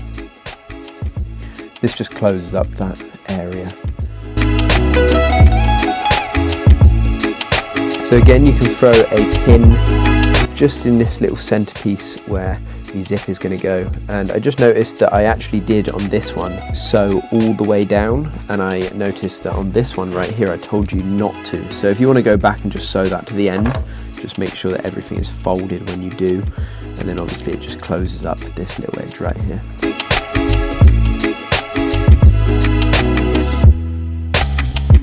And just like that, that is your fishtail hood completed. As you can see, it's looking super nice when that zip's integrated. And then you can zip it all the way undone, and it'll fall over your shoulders. Bang, fishtail hood done. Just leave that whole bottom of the hood open. We will sort of target this area later, but for now we're going to move on to something a little bit easier. That was probably the hardest part of the tutorial. So as I mentioned earlier, if you want to dive into something that is way easier, you can watch this video. It'll take you through the insulated collar, and if you watch this video, it'll take you through the rib neck system. That was a little bit more complicated than I would suggest if you're starting off and you're making this Aero jacket classic. But if you do want to jump into the hood, it is super rewarding when you finish the jacket. So yeah, your choice. The option is there in this video, and the options for the other ones are there on the other video. So yeah, let's move on.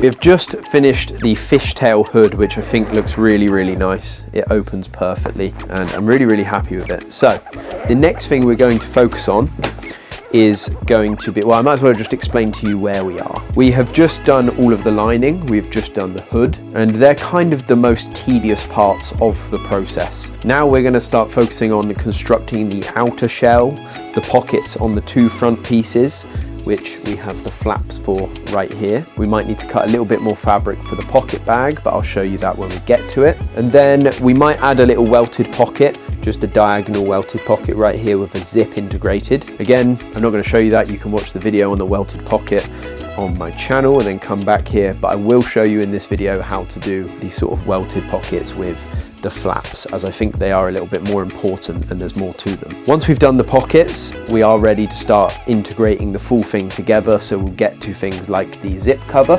which is so easy, and then we'll do the arms the same as we've done the lining, and then we can actually start constructing the whole thing together. We can put the ribbing with the sort of bottom facing. They're the two little square bits you've got right here. They just get placed on the very sort of bottom of the front piece, and then yeah, it's pretty much just constructing it together. So let's tackle the pockets on the front pieces first, and then we'll get to the zip cover. We'll do the arms the exact same as what we did for the lining, and then we'll get to constructing the piece of clothing together. So one thing that I wanted to quickly show you is how to do the pocket placement on the front. You should have, on the pattern, you should have markings for the welted pocket that goes diagonal, that runs this way, and then you should have the two sort of indications for the welted side pockets, which are going to be your main sort of flap opening pockets that you can put both hands in. Essentially the way that I'm going to do it, just because I sort of gave it to Max for his bomber jacket, I'm just going to mark where I want one of the pattern pieces, and then because I've done it in wax, I can literally just fold this panel piece over, match it up perfectly so it's exactly the same, and then I'm going to just run my finger along where that sort of wax marking is, and then it should have replicated it over to the other side, so we have two nice markings there, which works perfectly. So now we know that I've done that the length of the flap, and then you've got the exact same thing for the other side over here, which we can now clean up with this little ruler over here, just like that. And we also want to maybe do a little welted pocket with a zip integrated. As I mentioned, won't be showing you the welted pocket, but we can do the same thing where we're showing you how to attach it. I'm just going to quickly just mark one side of the zip here, and then the other side of the zip up here. And then that looks about right to me. So we can just draw a little line to connect them two dots, and we know it's the right length for the zipper. First, I'm going to integrate the welted pocket with the zip, and then I'm going to take you through the process of how to do the flap welted pocket right here, and I'll fully show you how to do that pocket. This one, go and watch the other video. These ones I'll show you in a second.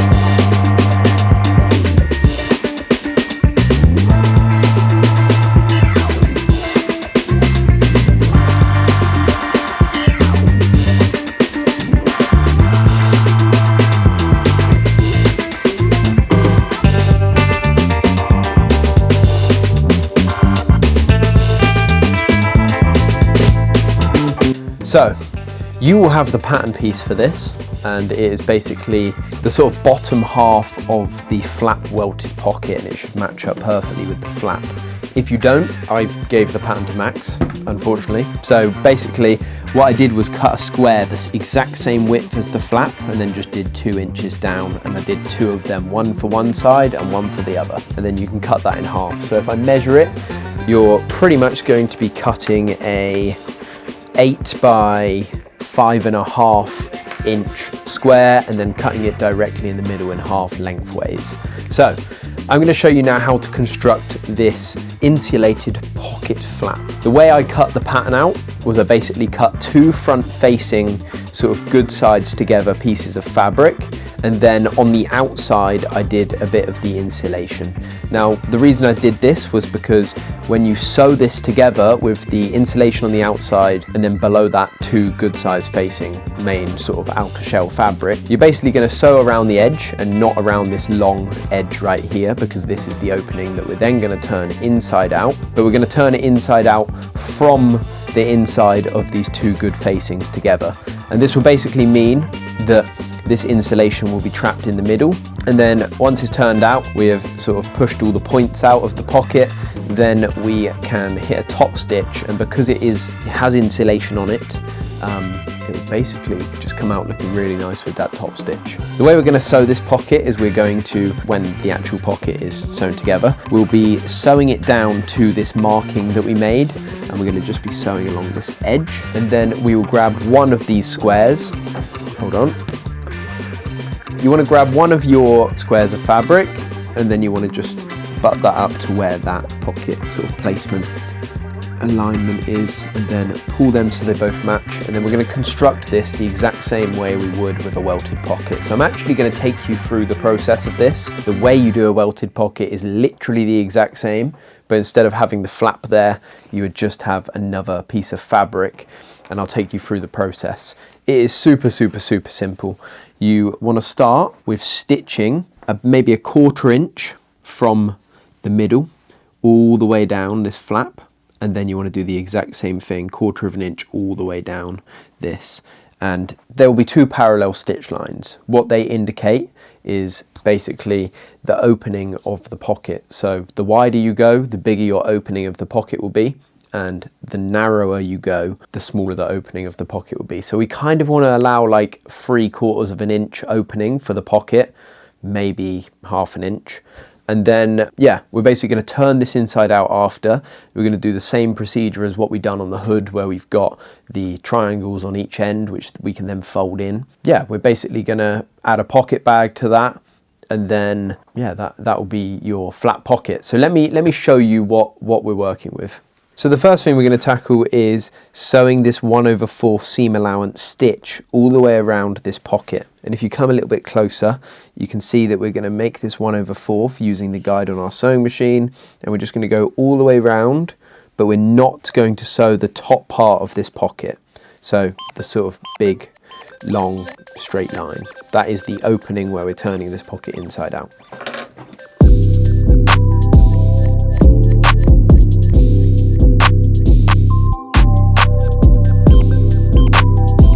Now what we can do to make this part of the process a tiny bit easier is where you've done the stitching on the corners, these little right angle corners, we can actually just trim off the edges like this and do the same on the other side like that. So you should have something that looks a little bit like this. The reason we're doing this is because it is actually easier to turn inside out in a minute.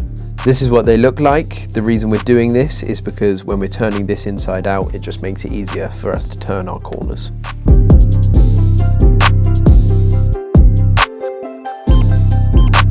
And then you can use a pin to literally just hook out the inside part that's not properly turned out fully. What I'm doing just to make this a little bit easier for myself is I've just put a few pins in, and we're going to run a 1/4 top stitch all along this. The 1/4 top stitch will sit a little bit further into the actual pocket flap itself. It'll just mean that a lot of this sort of insulation will bunch up and it will make the pocket sort of top stitching look really clean. So let me show you. So as you can see, there's quite a lot of fabric on the right side of my sewing foot. This is the 1/4 seam allowance top stitch, and it just basically, I'll show you what it looks like after.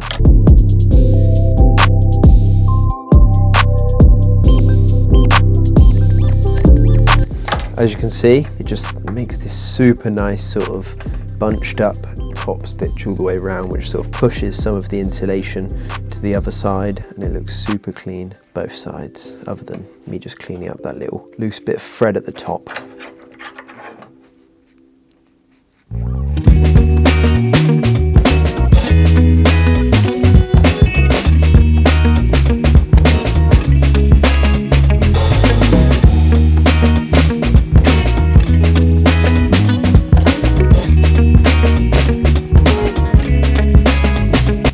So when you're doing the top stitch on the second one, I'm just doing both of them at the same time, one for the right sort of pocket flap and one for the left. When we are top stitching, we want to make sure that our bobbin thread is underneath, so we want to make sure that both of the pocket flaps are sort of facing and mirroring each other, so we know that the stitching on the other side is traveling up and not the other way like this, because then when you turn it the other way, there's, you know, your unclean sort of bobbin thread, if it is unclean, is going to be showing on the top. So yeah, just make sure that they're both mirrored and you're top stitching the opposite side, because I left a smaller gap at the top and then a longer gap sort of at the bottom of these pocket flaps. So now we have stitched all around that top stitch, we're just going to do a very small seam allowance stitch just to close up this opening of the pocket bag. We're just going to close that up all along the top with a very small seam allowance. So now you have top stitched all of your flap together, you can see that it's slightly smaller in width than the rectangle that you just cut out for the other side. The way we're going to basically sew this now is the same as a welted pocket. If you were doing a normal welted pocket, you'd have a replica of this rectangle the other side too, and then you would sort of make something that looks a little bit like this on both sides. But one of these sides, let's say this one right here, is going to act as the flap that goes over the pocket, and that's how we're going to basically construct this. What we're going to do is we're going to stitch a line, maybe like, let's say 1/4 of an inch out from the line that you've just sewn on the main flap, but this time you're sewing it to the actual jacket. So we're going to start this stitch a little bit further out, let's say a few millimeters out. We're going to start the stitch there. We're going to go all the way along the pocket flap, 1/4 of an inch from the middle, and then we're going to stop our stitching, let's say around there, so maybe a few millimeters out again.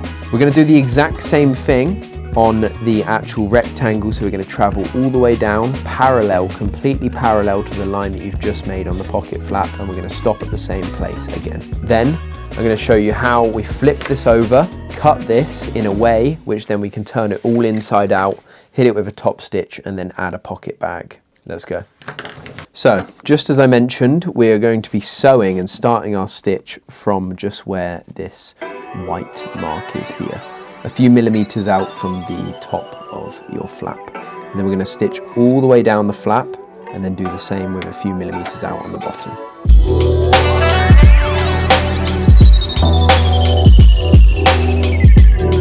Just like that. And now we finish that stitch, maybe like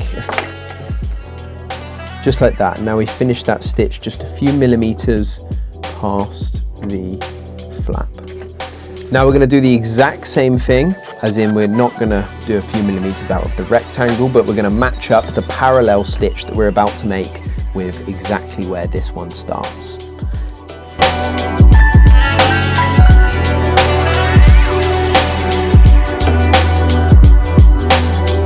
Carry it all the way down. And just to reference again, this is where we stop stitching a few millimeters out from the flap. We're going to do the exact same thing on the rectangle. Now we can trim our excess threads, and now we'll start cutting this and building this pocket out. Now when you flip this inside out, you should have two parallel stitch lines. We're going to find the very middle point of this sort of two parallel lines, and I'm just going to visually show you what we're working with. I'm going to just draw a line that is directly in the middle of these two lines that we've just stitched. And we're going to close this off with a triangle, the same as what we did on the hood, one side, and we're going to do the exact same thing down here. So you're closing off this triangle by matching it to the very edge. So you're going to close off this triangle with the very edge of the stitch right here, and the same with the top part. Now what we're going to do is we're going to slice and sort of cut open this triangle, follow it all the way up this line, and then cut this triangle up here. This will mean that it will have a perfect opening. The function of these two triangles that we are cutting open is so this part can have a clean edge the other side, as this triangle will fold up over on the inside. So let's cut it. Make sure you get right to the edge of that stitch line that you've made, just like that. And the same with the other side. Now we can turn this rectangle inside out, so it goes on the inside of our front panel.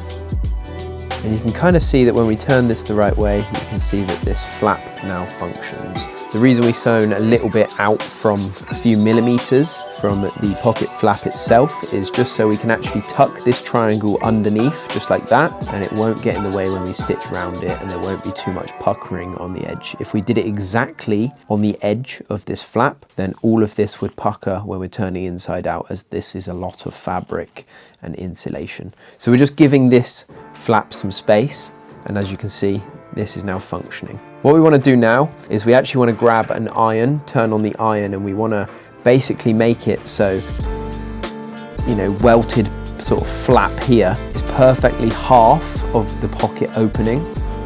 So when you open it, it has this super nice sort of welt opening right there. We can sort of look from the other side, from the inside, and make sure that the rectangle is perfectly turned inside out, just like that.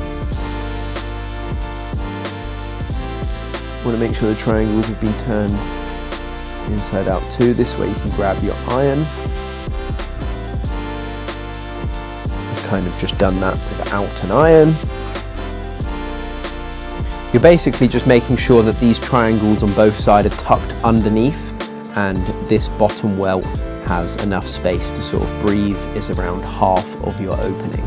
And then the flap, which is tucked underneath now, would basically, when we start stitching around this in a top stitch, it's going to function as it overlaps that, as you saw just a second ago. What I'm going to do is, I kind of did that without an iron, but it looks really clean anyway. If you need an iron to be able to hold your fabric in place, go for it. There is nothing wrong with that. It's probably the better option, but I just choose not to do it. I'm going to add some pins along the edge of this, just like that. And then when we turn our flap outside in, you can see that this is starting to function as a pocket. Now what we're going to do is I'm just going to pin all along this edge of the flap, making sure that the fabric is pushed so the seam is nearly revealing. And now making sure the triangles are out the way, you can double check they are by turning it out and then checking the triangle is underneath right there, which it is. We're going to really carefully top stitch around the whole of this edge, making sure that when we get around this bottom bit, we're going to pull the flap out the way and then top stitch all the way around this pocket. So we're now going to top stitch all along this top flap, and then we're going to change directions. We're going to top stitch really closely but over that triangle, and then we're going to move the flap out the way. We're going to stitch all the way up this, just right on this edge, the same way you can sort of reference and see we have done along the side of this welted pocket that I did off camera. And then we're going to go back up and make sure we're stitching around and then closing that stitch off there. This will basically construct your whole flap sort of welted pocket, and then we will get to the pocket bag in a minute. The pocket bag is super simple to input to the pocket itself.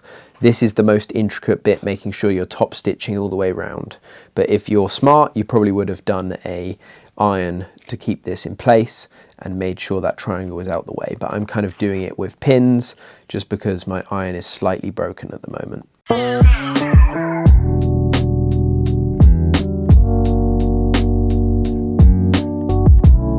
we're going to move the flap out the way. Just we can follow that edge right across.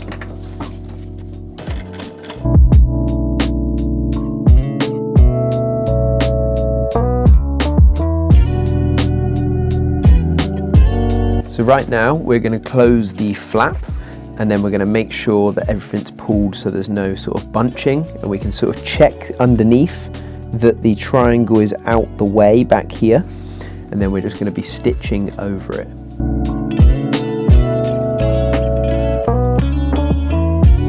And then we can sort of follow along and close up this stitch on the flap. So now you should, I did the other one off camera, but you should have done that for both sides of the front of your jacket.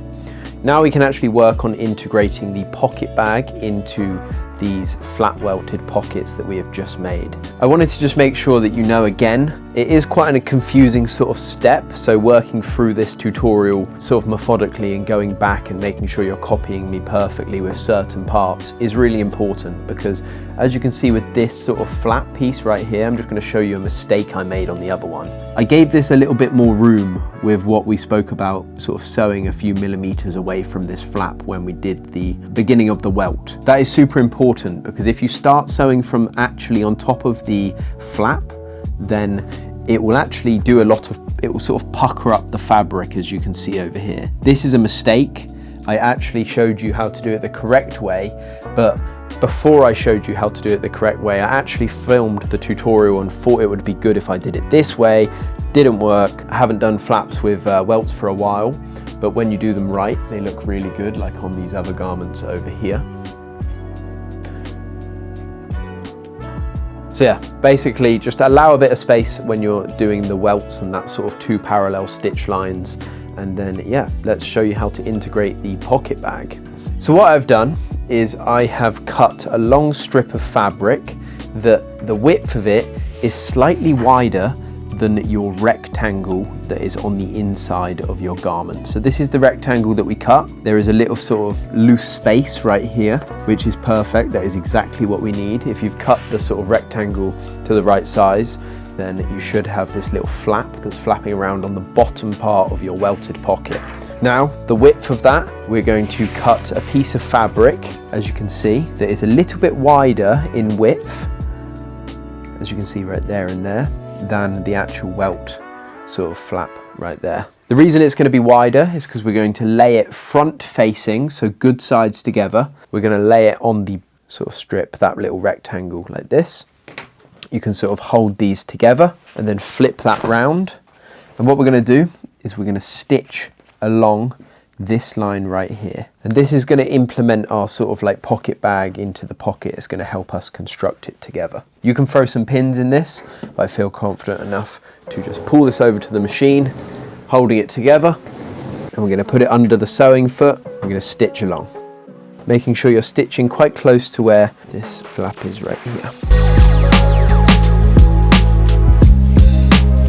So now what you can see, once we've stitched down that line to the bottom rectangle, and they're both obviously good sides together, you can see that when we turn this the right way up, you can see that this acts as our sort of pocket, inside pocket bag. Now we can actually flip this over, and you can see that that would be our pocket bag right there. But before we actually stitch all this pocket bag together, I'm just going to hit a top stitch along this top part. So make sure that all of the rest of your front panel is out the way, just fully out the way of underneath.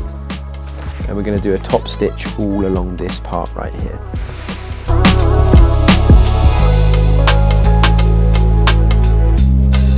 Now we've top stitched it, you can sort of naturally see that the fabric of the pocket bag wants to run the good way that we want it to go. And if you're kind of confused with the direction of what's happening right now, you've got your armhole here, and then this is your center front of the jacket, and then your pocket bag is obviously going to run this way. So what we're going to do is we're going to fold this pocket bag in half, making sure that it's nice and equal. I'm going to throw one singular pin just in here to keep it in place, maybe 2. Now we can flip it the right way up. You can see that pocket bag is starting to build there. And the way we're going to stitch it together is, as you can see, the pocket bag material is now over the top of our sort of stitching that we've just done here. So we're actually going to make a really sort of like intricate stitch that runs along the same stitch that we have just made up here. And then we're going to close this off by just going to the end of this part right here. So we're going to stitch starting from up here all the way along that stitch we've just made, and then just back down. And then we can run a bit of a back and forth stitch here to sort of secure the bag in place, and then we'll close it from the inside.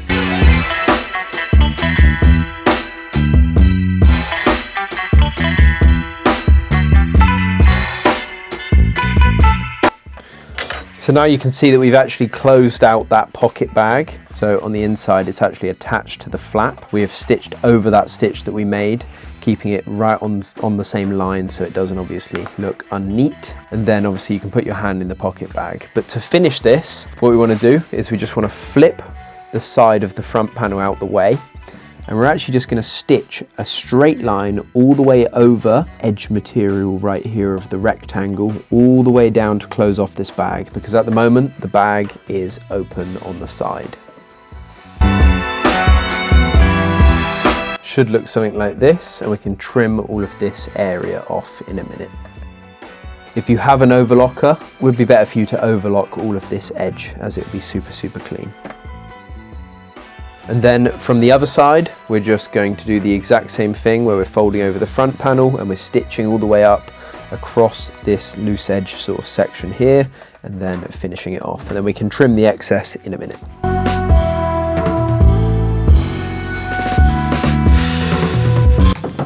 Now we can see that if we flip over that, we can see we've closed our pocket bag up, and now we can trim some excess off that. And we can do the exact same thing for the other side, where we just trim the excess off here. And now you can see that you have a full functioning pocket bag. During this process, if you wanted to add a button to the flap of your pocket, you can either add that now and then integrate that button, line it up and place it somewhere around here, making sure that it lines up perfectly. I might do that now, I might not, I haven't figured it out. But the pocket bag is now finished. You can see that it functions from the inside, which is super, super nice. And yeah, you're just basically doing the exact same procedure for the other side of the jacket. I've already done it off camera, so we will now move on to the next step. But with both the welted pocket and the pocket bag integrated, this is what it looks like right now. And what you can do again is you can overlock all of these edges. My overlocker is completely broken, but you can overlock the edges and it will super clean up your pocket bags. That is your pocket construction. I just thought I'd explain something. Now you should have both your pockets completed with pocket bags, whether that is your Welt with the zip or whether that is the bottom one with the flap. The procedure is basically the same for the flap and the welted pocket without the flap. You've just got to give the flap a little bit more space with them stitching marks that I mentioned going a few millimeters out. But if you were confused by anything that I've said in this specific tutorial, I do have a way more in-depth welted pocket tutorial which I've spoke about a million times in this video. So that one will really help you with understanding the core sort of, aspects of how to build a welted pocket, the functionality of that triangle on the end. So if you were confused slightly by anything that I have said in this tutorial for the flat pocket, then you can head over there. If you have completed it, then let's move on. So now we have finished with the front panels, and we have three other things to sort of focus on here in front of me. We have the zip cover for the inside zip cover for the inside of the zip. And then we have the back panel, which literally nothing but any branding that you want to add needs to happen to this. And then we have the sleeves, which need to go together the exact same way we did the lining. So I'm going to film me putting the sleeves together, but I'm not going to explain it. We can sort of fast forward through that process because I've already showed you how to do it. So the zip cover, I will obviously show you how to do this. The sleeves, I will show you how to do it, but I won't sort of teach you. You've already seen that with the lining. And then this back piece, I'm going to move it with my front pieces because I don't actually want to add any branding. If you chose to do the Aero rough cut, The back of the jacket actually has a panelled system, which basically has this really nice pleat in, which I mentioned earlier in the video. You can go to the other video in Italy, I show you completely how to do this process. But for the Aero Classic, we're not actually going to. So the back panel can go over with the finished panels, and we can focus on these sleeves. I'll film how to do them. And then right here is your zip cover. I'll show you how to do that after. So let's do it.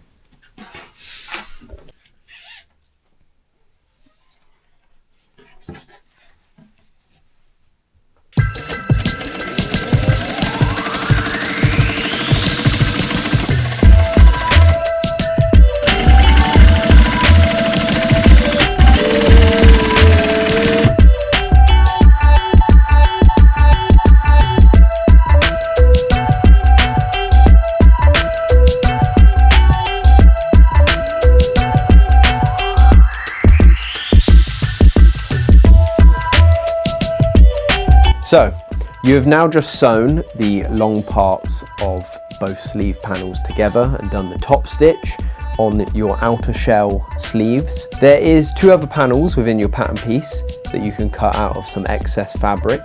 There is the sleeve zipper pocket and the sleeve smaller patch pocket. This one is 3 inches by 5 and this one is 5 inches by 6. And pretty much you've got these 2 panels, and the way we're going to integrate these and sort of construct them together is so it creates that sort of really nice sort of sleeve patch zip utility MA1 pocket. Let me show you.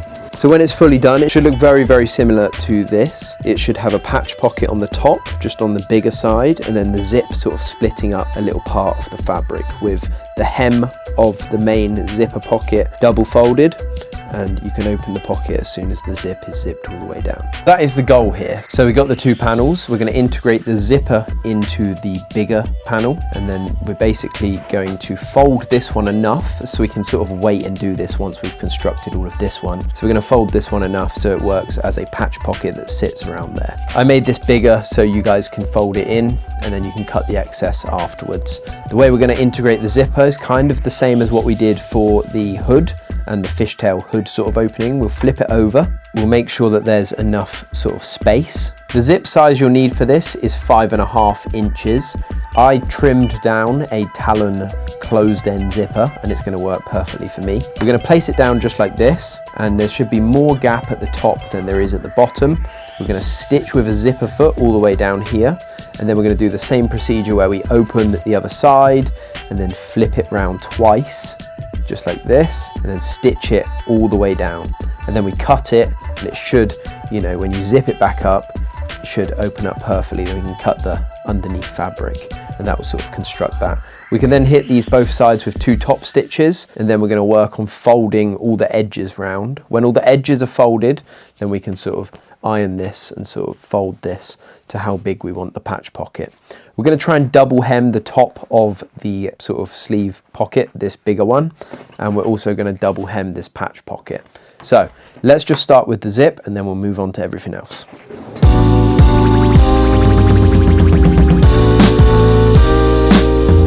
It should have something just like this, and again we're going to double flip it over so that it looks something like that right there. And then again we're going to sew all the way down this tape, and then we can start cutting it and then finish this side piece off, because obviously you can't stitch, like I showed you on the hood, you can't stitch it when the zip sort of puller is in the way.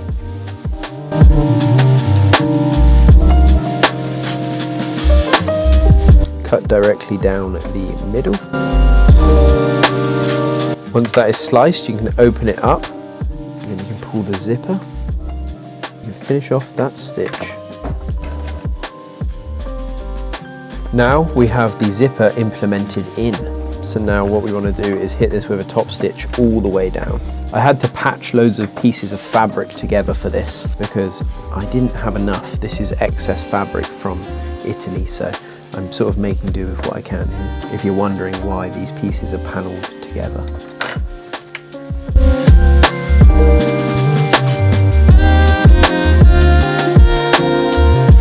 Just going to trim off any excess zip on the bottom, which is going to make it easier for when we're folding.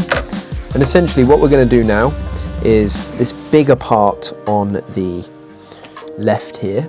This one is going to be hemmed double at the top because it's going to open. All the way around here is going to be stitched to the sleeve, but not the top of this bigger part on the left.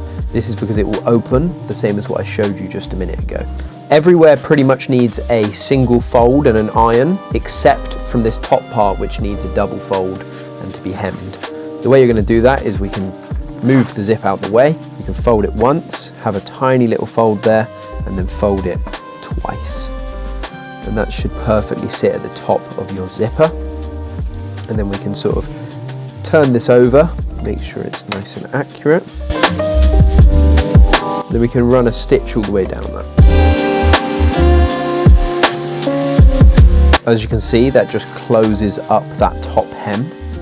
And then everything else now just either needs you to go and press it one singular fold all the way around, or if you're like me and you don't want to use an iron because you're an idiot, then just do a single fold all the way around and make sure you throw a pin whilst you're going. I'm going to use pins just to hold my fold down, and then we can sort of realign the pins with the main sleeve when we get there.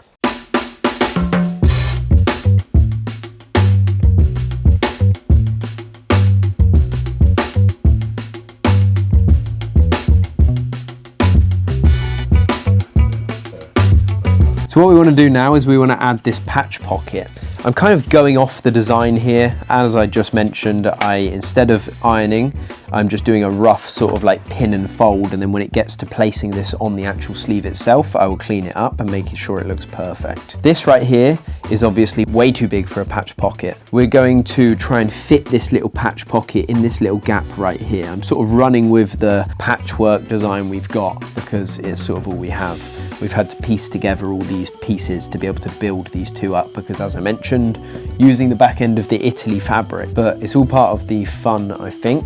I hope this jacket is going to come out looking amazing. It will 100%, and so will yours. I'm just going to mega double fold this in so it's super small, like something like that. It will just have to sit as like a little coin pocket or something like that, you know? Yeah, we'll see. That sort of width looks nice. Maybe I can sort of push it a little bit wider. So yeah, let's do that. So once you figure out the width of how much you want this sort of patch pocket, which I'm going to match that up there perfectly, I'm going to fold this piece in. That should be nice right there. And then I'll do it this way so the patchwork stays consistent throughout the whole thing. That looks really, really nice. So now what we're going to do is we're going to double fold, do the same double fold for the hem as we did on the main sleeve opening for the top right here. So we know the width.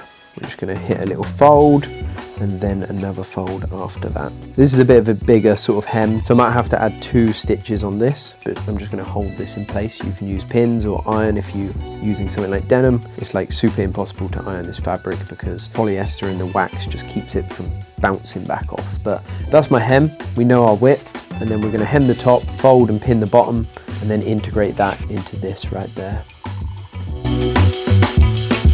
I think a single stitch on that hem is quite nice, so I might keep it just like that.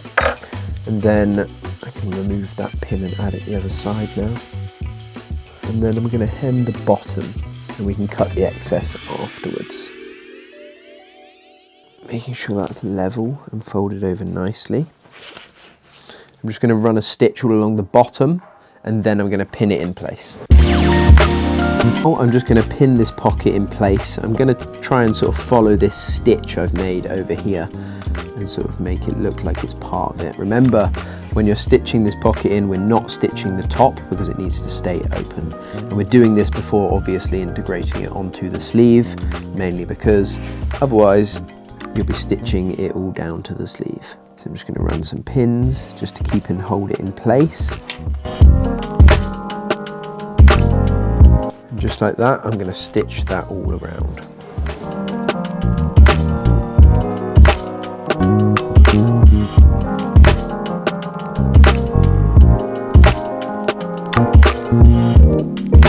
So now what I'm going to do is I'm going to make sure that I don't pin this top hem right here, and I'm going to start just replacing these pins and making sure I go through 3 layers of the fabric. So I'm basically pinning it to the main sleeve cap. You can see that this right here is the sleeve cap. We have our smaller piece, our bigger piece. There is a reference for where to place this pattern piece on the pattern itself, but I'm just going to freehand this because, like I said, gave the pattern to Max.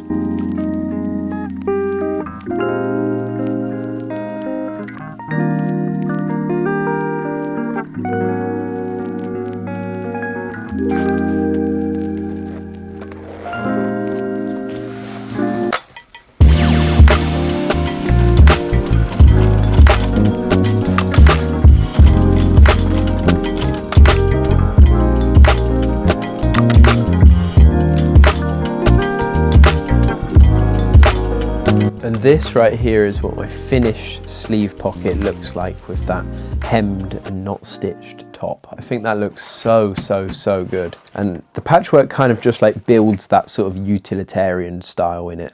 I'm not even mad about how it looks. I think it looks really good. You got the little coin pocket that works, some snippers in there, and yeah, banging.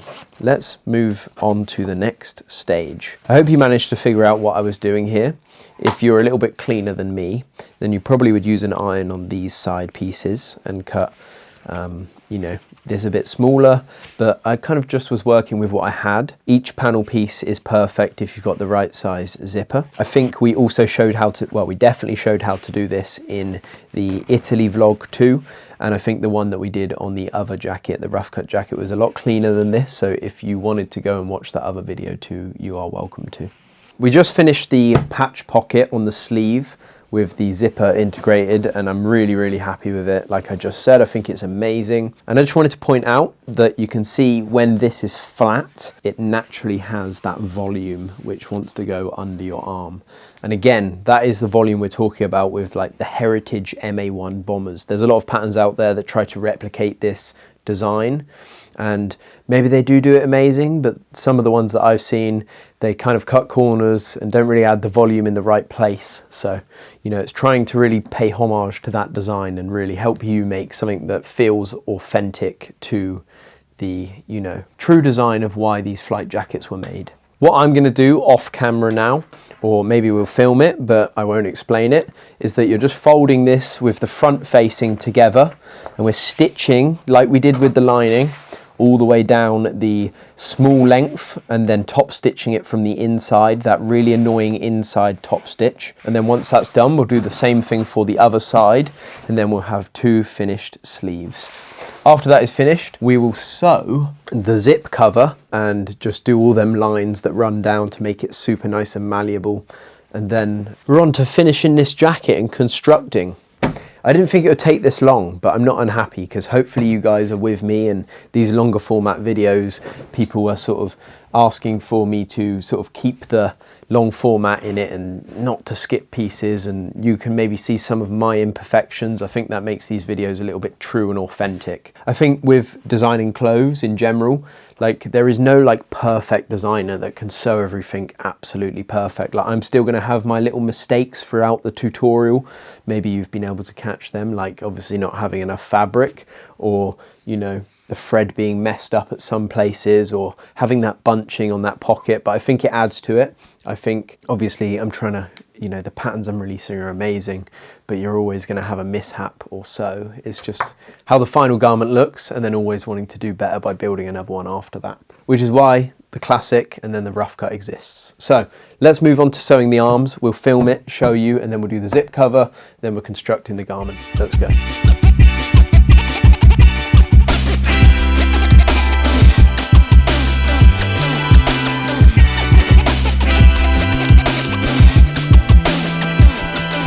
So I've just finished the sleeves. I did the top stitching underneath too, and they look really nice. I'm actually so gassed to put this together. I think it's going to look really nice. But all the finished panels I'm going to start moving to the side so we can sort of free up the table a little bit. Next we are going to focus on the zip cover. What we're going to do for the zip cover is we're going to just stitch these two sides here, this one and this one. And we're going to leave the folded side unstitched, and then we can literally turn that inside out, turning it inside out with the two good sides facing each other, not the bit with the insulation. And then once it's turned inside out, the insulation will naturally just go in the middle, and then we can run these stitches all the way down. So it looks something similar to this right here, which looks super, super, super nice.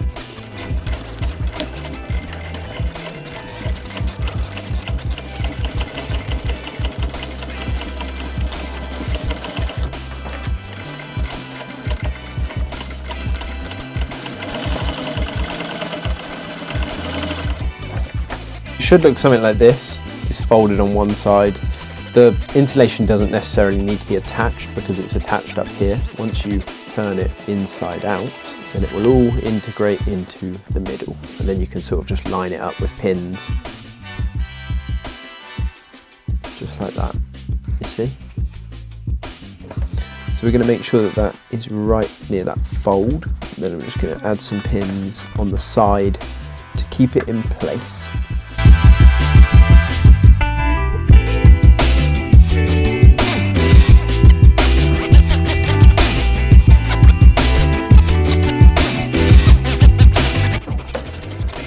We're going to run a very short seam allowance stitch all the way around the outside just to secure it in place.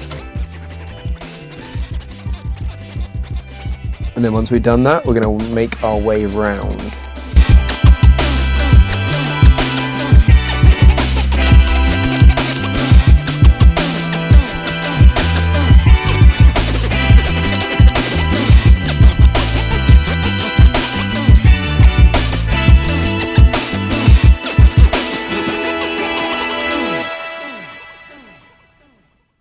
Right, so we just finished the zip cover on the inside, and now we're actually going to get to construction. Let's finish this jacket. So the first thing we're going to do is we're going to lay out the back panel with the good side facing upwards, and then we're going to grab our front panel and face the good side downwards. And then we're going to connect the insides of the shoulder, the side seam, and we're going to do the same thing for the other side. So we're connecting this side seam here, this shoulder seam here, this other shoulder seam, and finally this side seam.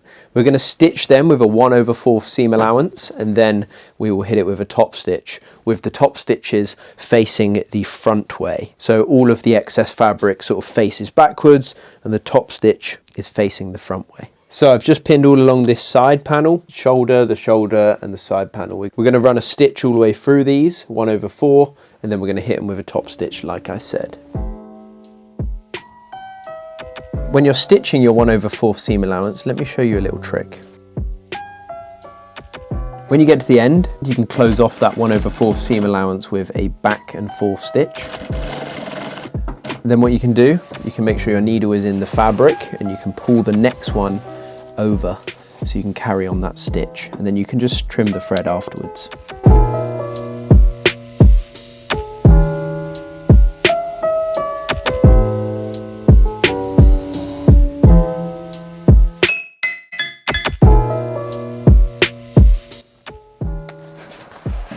So now I'm just going to hit this top stitch, but the top stitch is going to be facing the front panel. You can see here is the flat pocket over here, and all of the top stitching is going to be facing inwards. This is just for similarity through the whole garment. You can do the same thing whilst you're top stitching, where you can just place your next one in line, stitch over the gap, and carry on your stitch.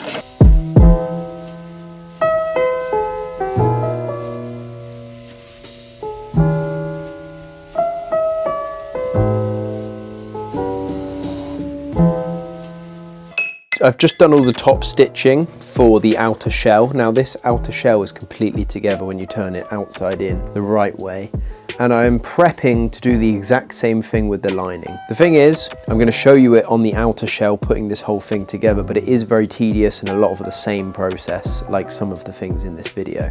So I've got these sleeves, I'm going to attach them. I'll show you how to do that on the outer shell. And then what I'm going to do off camera is basically do the exact same thing for the lining, but because obviously I'm stitching on that sort of polyestery wadding insulation stuff, I'm going to use the roller foot on this. And then when these two shells are together, we can actually focus on how we're going to attach the ribbing, integrate the zip cover to the zip and then put the hood on. So we're kind of on the final stretch. I would say we're a bit further off the final stretch, but let's be hopeful and say that we will finish soon. It's Friday night for me, so I kind of want to chill for the weekend after this, and it's been go, go, go. So yeah, this is coming out the following week. So the Friday you're seeing this video, or whatever day it is for you right now, it's going to be the prior Friday that we're doing this, and then all the reels come out daily on the Instagram and stuff like that. So there's a lot of work, but we will smash it out. I'm going to show you how to implement the arms, and then I'll do them ones off camera. Let's get it. So the way that we're going to implement the arms is, as I said, the volume sits on the back of the sleeve. So it will sit, as I mentioned, this sleeve would go on the back, just like that, and the volume is all in that curve of that long panel. So we want to make sure that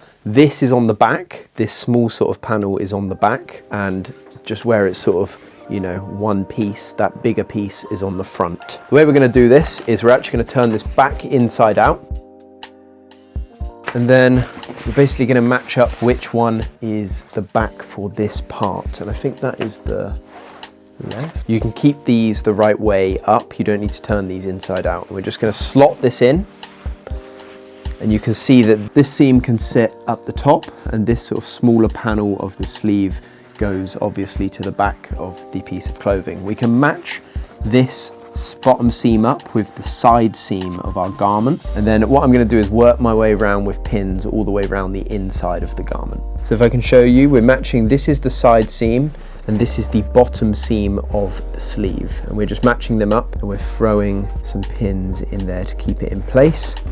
Then we can sort of stretch this out, see that it does fit nicely. And then we're going to work our way around with pins and make sure that we're not bunching fabric on the way.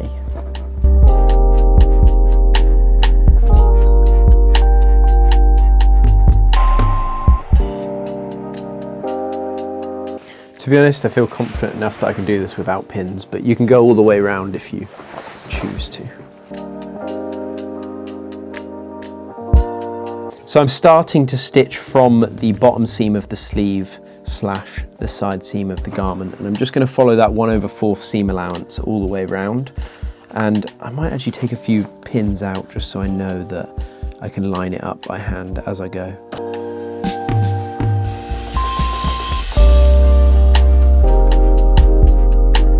Just like that. So I guess the kind of annoying part of this is now running the top stitch down and around the sleeve. You've got to make sure that all the fabric is out the way on the inside, and we're going to try and sort of get this into our sewing foot and then run the top stitch. Loose fabric is facing inwards to the jacket and the top stitch is facing downwards to the sleeve. And we're just going to stitch all the way around, but be really careful, take this slow. This is the tedious part where you are going to have to do it another 3 other times, 2 for the lining and 1 for the other sleeve. But you've got this, just take it slow and we will get there.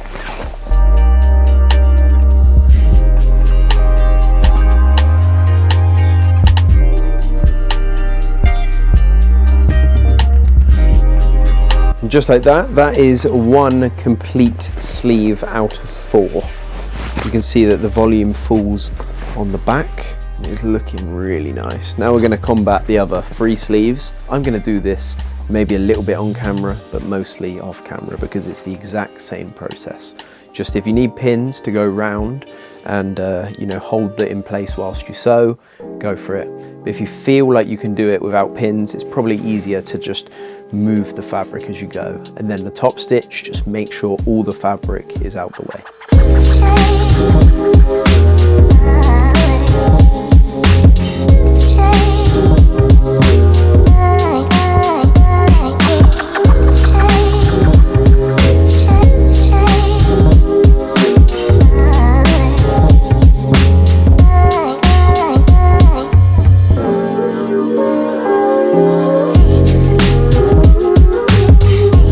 I basically just smashed through the outer shell and the lining, so they're both sort of constructed together now. I just put the other 3 sleeves in. Now we're on the part of the process where we have the elastic waistband pattern piece. And you can cut it specific to your size, obviously, and then you can cut your ribbing down to the exact size of what it says on the pattern piece. And then you should have 2 panels which look like this.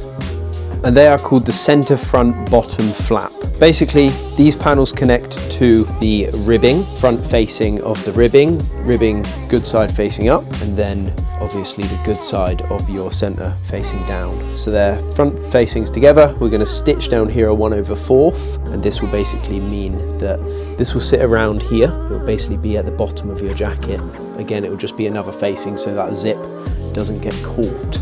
So how are we going to do this? Front facings together, 1/4, turn it the other way, top stitch it, and we're going to do the exact same for the other side. So front facing together, 1/4, turn it over, top stitch it, and when these are together and constructed, then we can actually start putting the ribbing to the jacket. It's quite a fun little process.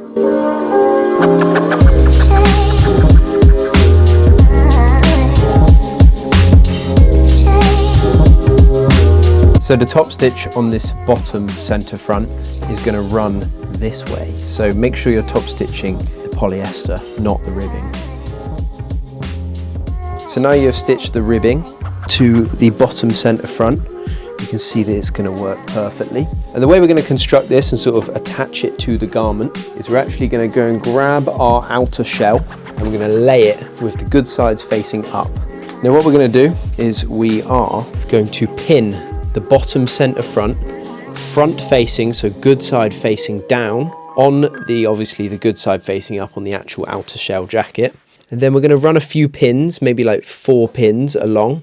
And then we're going to do the exact same thing for the other side. And you might need to stretch it for the second one. When we run this through the sewing machine, we're going to be pulling the ribbing, so the ribbing itself sort of stretches. That's what we want here. We want the ribbing to stretch. And as you can see, when I lay the jacket out and pull it, it does reach the other side, which creates that natural sort of cinching in the jacket. So yeah, 4 pins, making sure we're pinning in this bottom center front so it stays in place. 1, 2, and then 3 and 4 can sort of sit on the ribbing itself. And the reason these other 2 pins sit on the ribbing is just because we are going to stretch this ribbing. So nearer the front of the jacket, it's not going to be as stretched as you can see up there on the other jacket. I'm just going to pull this over and do the exact same thing for the other side.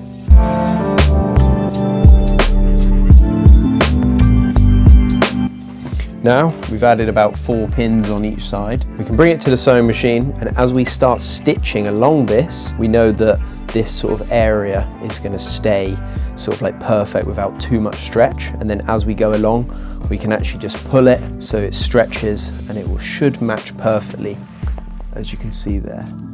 But obviously when it's not elasticated, it looks like there's way more sort of fabric on the outer shell, but there's not.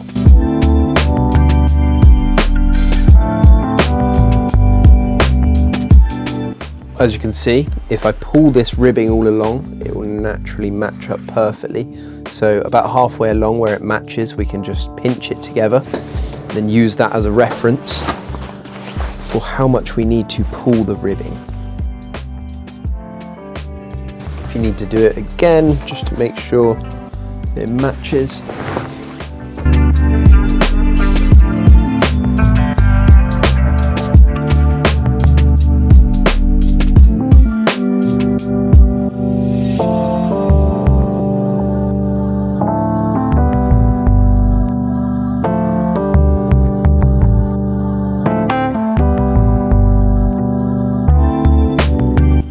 And now you've attached your ribbing to the bottom of your outer shell, we're going to basically do the exact same procedure that we just did, and we're going to connect it to the front facing of our lining.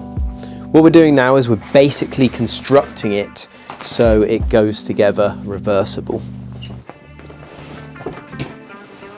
But make sure that your good side of your outer shell is facing the good side of the lining. And we're basically just going to do the exact same thing where we're throwing like 4 pins and then working our way along. So now we've done the exact same thing. We're literally going to work our way along from left to right in my case, and I'm just going to make sure that it does the exact same thing. This ribbing automatically has some kind of like stitch in the middle, so it naturally makes the half fold. And obviously the reason we're doing it front facings together, as I said, is so the whole jacket can be seamless, but most importantly it will be reversible. So let's sew this now.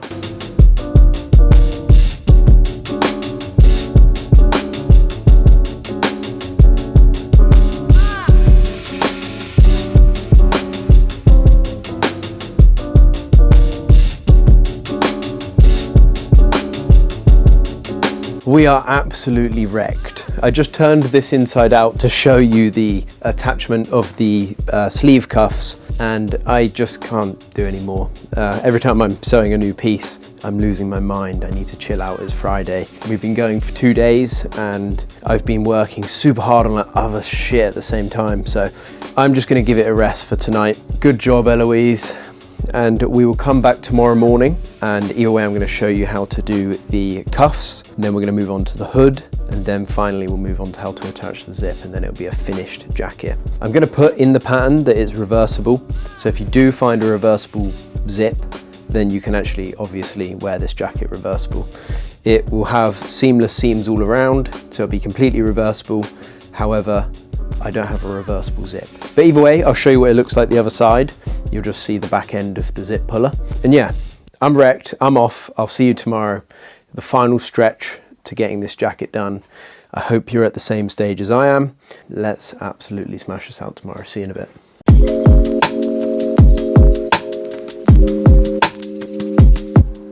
Day 3 of construction. We are on the Sunday morning, and the first post for the jacket comes out tonight, and all of the content is going to come out through this coming week. So it's go time at the moment, but we felt shattered the other night, so we thought we'd come back today and just like get everything done, the last little bits of the ribbing, and then installing the hood, and then finally inputting the zipper and the cover, and then finishing up all of the loose ends and making sure the jacket's completed. So I wanted to hit this with a fresh brain so I can explain this properly, because when you get so tired, it's sort of, you'll feel the tiredness throughout the video too, and I don't want that. So fresh brain, Eloise is filming again. We're going to tackle the cuffs first, and then we'll move swiftly onto the hood and then put the zipper in. So let's do it. So this right here is your cuff. I just cut the width of 8 inches exactly. This is because it's going to fold over, and then that right there, your elastic sort of rib cuff, is going to extend and then be the width of your actual opening for the hem of your sleeve. So basically, there is a pattern piece within the pattern that shows you how much rib knit to cut, but you can either do this like smaller or bigger depending on how much you want your cuffs to elasticate in or not. So I'm doing 8 inches across. You can do whatever you want to do. This will basically front facing, fold over together. And then the way we're going to do this is we're going to stitch along this line to close it off. And then we're basically going to turn it back right way forward. And then we're just going to insert it in to the sleeve and then pull it, stitch it all around. And then we can actually pull it through. And then once you pull it through, obviously it'll be stitched, so you're pulling through from the inside of the cuff.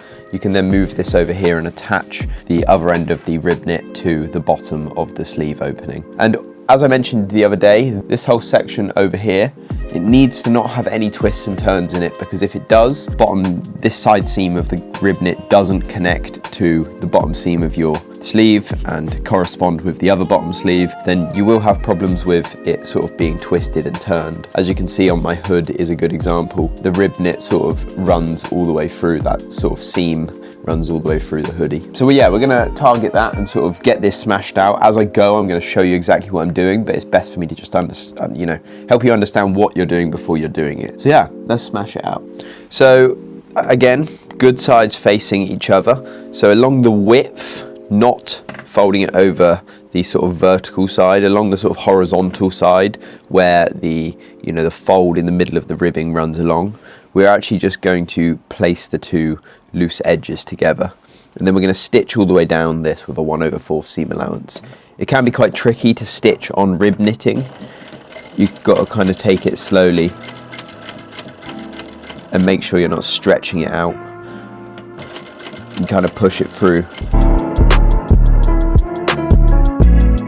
You've stitched the whole side of the panel. If you do have an overlocker, maybe overlocking this would be a little bit better. But just to visualize and show you the cuff, you can actually turn half of it inside out, and sort of you can see the loose edges match up at the bottom. And this is how much the sort of width of your cuff, and you can sort of put it on and make sure it's correct, which is nice, and I really like that width. I think that works perfectly. So that is our cuff fully completed there, ready to attach to both the lining and the outer shell. I'm just going to quickly do the exact same thing for the other side, just stitching the two sides horizontal together, and then we'll move on to attaching it.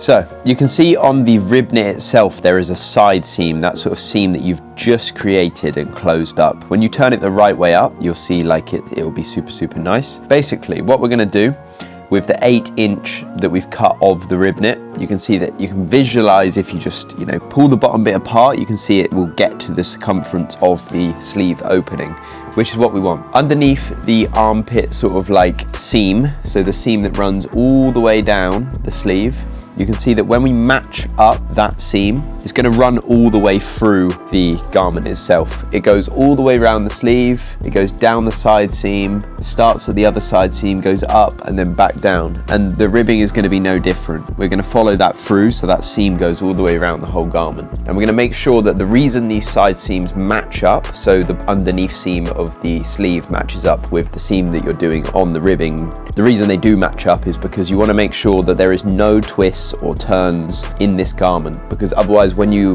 go to having your final constructed turning inside out garment, you'll have a twisted cuff, or it might be inside out. It might just fit really weirdly. So we're basically just trying to make sure that everything is like sewn perfectly, so when we turn it inside out it all works. So you're just following that seam all the way through. What we're going to do, if you haven't already, turn it the right way up, and you can actually just slot it in, and we're going to basically just put the front facings together of the inside seam, that sort of bottom seam. Make sure you're not doing it on this long seam, the one that gives us our volume. So make sure that we're matching up the inside of that ribbing seam. You can pull your, you know, seam apart, and then we're just going to stretch this and sew all the way around. You're going to start your stitch on that seam and then make your way all the way around. It's really easy. Now you're in the territory of having loads of fabric. We've got the jackets that are it's basically two jackets that are facing each other right now. There is a lot of fabric, so we want to make sure that we're taking it really careful and we're not sewing over random bits whilst we're putting the material under the sewing foot. So let's go over to the machine. So I've just started the stitch on the very so I've just started the stitch matching the seam, and we're going to slowly work our way around. We don't actually need pins for this. As long as that seam matches up, then you can slowly work your way around with stitching, making sure you're pulling the elastic on the bottom of the cuff as we go around. Making sure you're also doing that 1/4 seam allowance all the way around.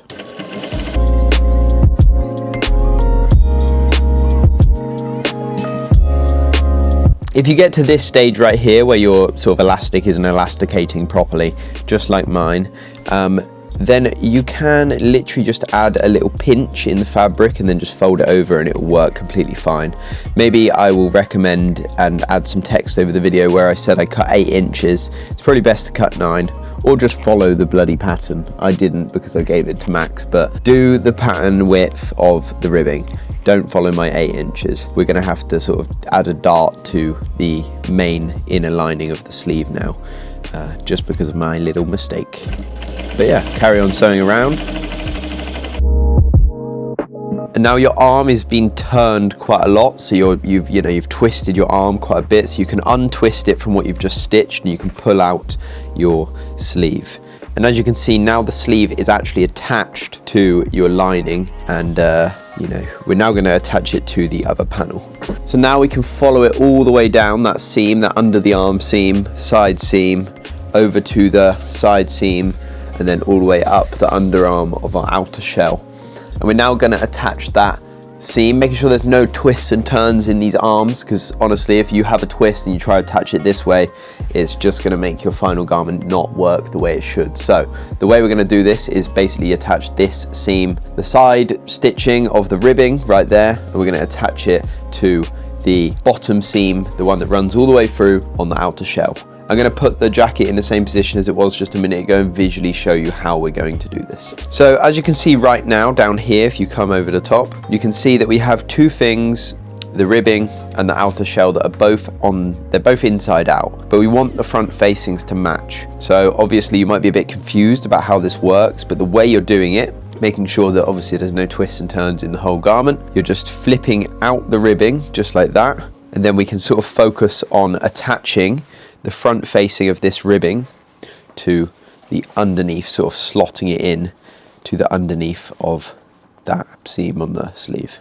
Now we're going to do the same procedure. This bit can be a little bit tricky when you're stitching the outer shell into the sleeve, mainly just because, you know, you've already attached it to the other side. So now we're working with sort of moving all the fabric out the way. But if you maybe have attempted the terrace jacket, or you've attempted another one of my jackets on the YouTube, you will already know this sort of technique, because we do it quite a lot with sort of closing seams on the sleeve. But we're essentially just stitching, matching the front facings of the underneath seam on the sleeve with the seam front facing on the ribbing, good sides together, and then we're going to stitch all the way around. So as I mentioned, this bit is a little bit more tricky than doing it on the initial lining and implementing that first bit of the ribbing, but you're just going to make your way around and stitch it in the same way you did before. If we come into the same issue, we can just dart the jacket. The dart should be quite hidden on our final garment anyway, just because it's going to cinch in quite a bit because of the elastic on the rib.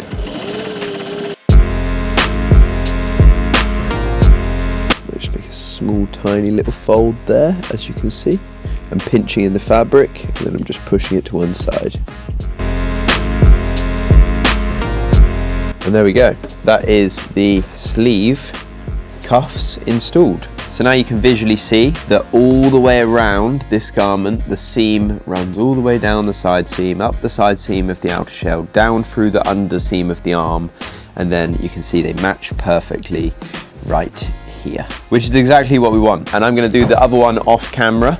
I hope that you understand that process. It is actually really simple. We did it in Italy on the domestic machine. It is something you can do on both domestic and industrial. Obviously you're working with a lot of fabric, and make sure you cut that bigger ribbing than I cut, because I had to do the dart in the actual sleeve itself. But it doesn't really make too much of a difference. The arm's going to be elasticated anyway. So I'm going to do the other one off camera. Just to mention again, don't use the 8-inch wide ribbing. Use the pattern piece. Don't use the 8-inch wide ribbing, so you don't have to dart the end of the sleeves. If you do have to dart the end of the sleeves, it doesn't really make too much of a difference, because it's going to be elasticated anyway and you will not see it. But just for the sake of making the cleanest jacket you've ever seen in your life, just refer to the pattern piece of how wide that ribbing cuff is, because I gave my pattern to Max and now I don't have the ribbing for the cuff. So yeah, anyway, let's move on to the other one. I'll do the other one off camera and then we will move on to attaching the hood. Let's do it. Now we have connected the cuffs to the jacket, so to the lining and the outer shell. We've done the ribbing on the main waist earlier, and yeah, we're going to move on to the hood and the installation of the hood now. There's a specific way to do this. It's pretty much very similar to the way you've just input your cuffs. So you're connecting it, the sort of outer shell part, to the neckline on the outer shell, and then you're obviously connecting the lining part to the sort of lining facing over here. So again, if I can just explain it and then I'll show you and explain it at the same time. Earlier you didn't stitch the sort of lining to the outer shell of the hood, and we left all of that center sort of facing where the main zipper would go open. So what we're going to do is, along this like neckline that runs all the way along, that little part at the bottom, just the outer shell, we're going to connect front facing to the neckline, and it's going to run all the way along. We're going to stitch that down, and then we're literally just going to do the exact same thing with the lining, and we can pull it to the side and attach the lining over here. That will mean that the whole jacket at that point is fully inside out. The only thing that is the only sort of opening on the jacket is the center where the zip would go. So we can then at that point turn the whole jacket inside out, make sure that it fits, try the hood on, and then we're pretty much ready to finish the jacket. It's just implementing the zipper and the zip cover. So let me show you what I'm doing with the hood. So you can see I am now looking at the good side of the fabric facing up on the outer shell and the main sort of jacket, and the same with the hood over here. What you're going to do is you're going to flip the hood over so the good sides are facing each other. So we're going to match up the corner of your hood just right here. This is the bottom corner of your hood. We're going to do the good sides facing each other, match it up with the corner of your center front and the neckline of the outer shell. And then we're just going to run this all the way along. We can move the lining out the way for this, and then we're going to stitch it all the way down. If for some reason the neckline is slightly longer, what I like to do, I think it adds quite nice volume to the jacket too, is the exact same thing we might have done for the sleeves, and that is just add a tiny little dart in the middle. I think it just adds a really nice sort of, you know, bit of volume for the back of the neck too. So it should fit all perfect, but if it doesn't, then do that and then we can move forward. Let's stitch this down.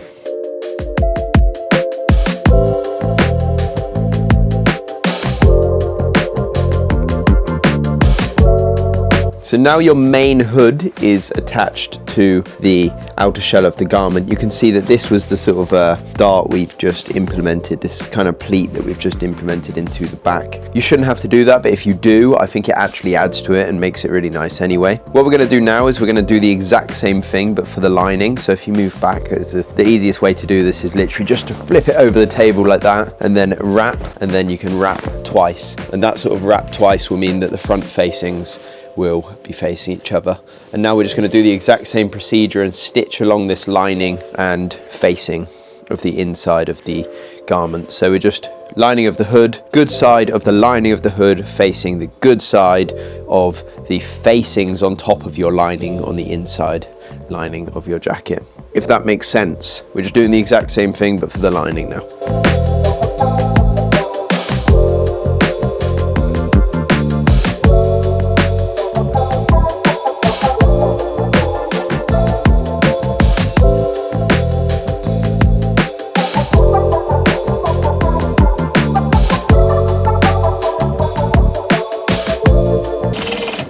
Just like that. Now I've just stitched the lining part of the hood together, and you should have pretty much the inside out version of the jacket. Now what we're going to do is I'm going to show you how to sort of turn it inside out the right way. There isn't like I guess there is a right or wrong way, but you just want to make sure that everything is turned inside out the right way, and now we can sort of see the finished jacket sort of take place. So I'm going to pull everything inside out. We've got the same thing but right way up. Very simple, but the sleeves will stay on the inside obviously. And then what you want to do is at this point you literally just want to put your hand in from the outside the sleeve, and you just want to pull it through halfway so you can grab the ribbing from inside. I can kind of feel where the ribbing is right there. I can feel where the ribbing is, and then I'm literally just going to pull the sleeve through. So it's the right way there. And I'll do the same for the other side. Now your jacket is going to start to show what it looks like, which is super, super, super nice. You can kind of just put your hand in and mess around with it to make sure it fits properly, and the same with the other side, but it should be the exact replica of the inside to the outside, so it should just fit nicely. Now what you've done is you've made yourself a bomber jacket, and we are now going to implement the zip onto the inside. The hood looks sick. That looks mad. Now we're going to put the zip in place, and then you've made yourself a bomber jacket.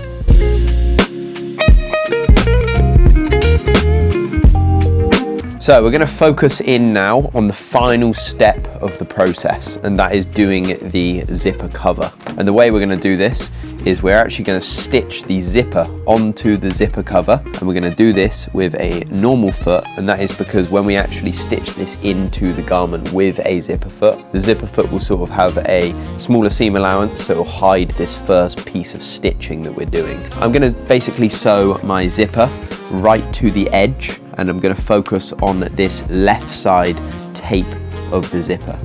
And then what you can do to make it easier is you can literally just unzip the zipper and take one of the sides off, because you don't really need it for now, and it keeps your sort of concentration all in one place so you know what you're doing. I'm going to stitch all the way down this, and then I'll show you what to do after. With the zip cover, it's kind of your choice what position you want to put it on the zip, and it's going to make a difference on your final garment. It doesn't make too much of a difference, but as you can see, I'm sort of running mine so it doesn't run all the way to the bottom. This is because it then won't run over the sort of bottom facing, that sort of facing that is on the end of your ribbing. And it also doesn't run to the top of the zip, and the reason it doesn't do is mainly just because there's a top part of the hood and it basically just slightly goes over your face, so I don't want that sort of cover to be over my face. So yeah, this is sort of the way I'm positioning it. But you can kind of just like compare it to the final garment and put it right next to your final garment, and you'll be able to know where where you want to sort of put your cover. You can even cut this like cover shorter if you want to before you've actually stitched it all together. You don't need to run with the exact size we've provided. If you just want a small zip cover, that's fine. If you want a big one that goes the full way down, cut it to the exact length of your zipper.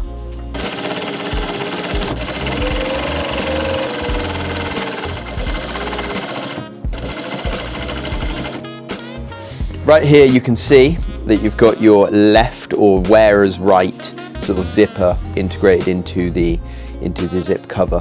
What we're going to do, follow my lead, we're going to turn it and basically do the back facing, so the back of the zipper against the front facing of the inside lining, and we're going to line it up where we want to do it. My zip is slightly shorter, but I'm going to just sort of play with that a little bit, and then it's going to run all the way down the inside, and we're going to stitch it into the inside of the jacket just like this. So the back of the zipper, the back of the zip cover too, goes together with the inside lining, and that is the front facing of the inside lining and the back of the zipper.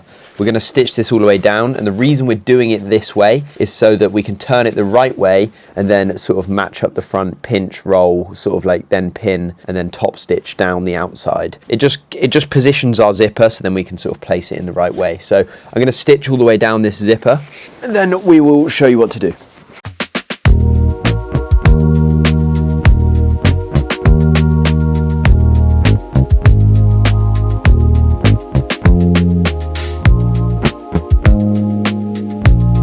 So we can see that we've stitched it down, and if you flip it the right way up, you can see that it naturally fits running all the way down. And what we're going to do starting from the top over here is we're basically going to naturally fold the outside fabric and place it just over that stitch mark that we have done, making sure that it runs all the way down the jacket. And we're going to pin all along this and sort of fold, pin, and then this is going to act as our top stitch, which will close off the inside and add a really nice top stitch, so it'll make it super seamless. You want to make sure that whilst you're doing this, there's not a lot of bunching. You can sort of see that we want to just go along, and you want to make sure that when you throw your pins in to this, it goes through all the zipper, the outer shell and the lining. If you look at this pin on the other side, you can see that it will correspond perfectly and run along. I'll show you again in a minute what I mean. You can see that once I've placed that pin in there, on the other side it will match up perfectly, and if you've pinned correctly and followed the sort of fold matching the stitch line, then you know that when you throw that pin in, it will match up perfectly with the other side of your garment, just like that. So then when you go to do the stitch on the outside, making sure we're stitching from the outside and not the inside, as you don't want your bobbin thread to be your final stitch on the garment in case it messes up, then it will all match up perfectly and look really clean. So keep following along, making sure that it's slightly over that sort of stitch we made before for a pin, and then double check the other side that it's in the right place, which it is. Make your way down the garment.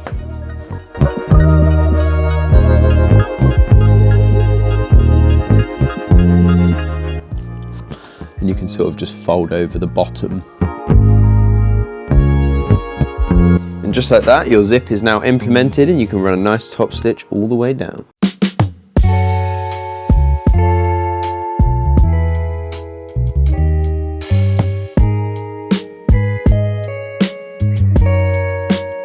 I am really happy with this. I think this looks absolutely insane. Look at that. That looks sick. And the zip fully functions all the way up and all the way down.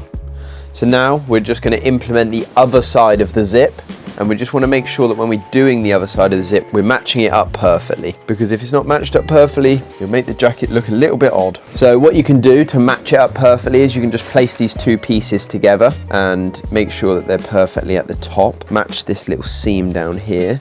And then I'm actually just going to grab my wax pen and I'm going to mark where the zipper actually starts on the outer fabric.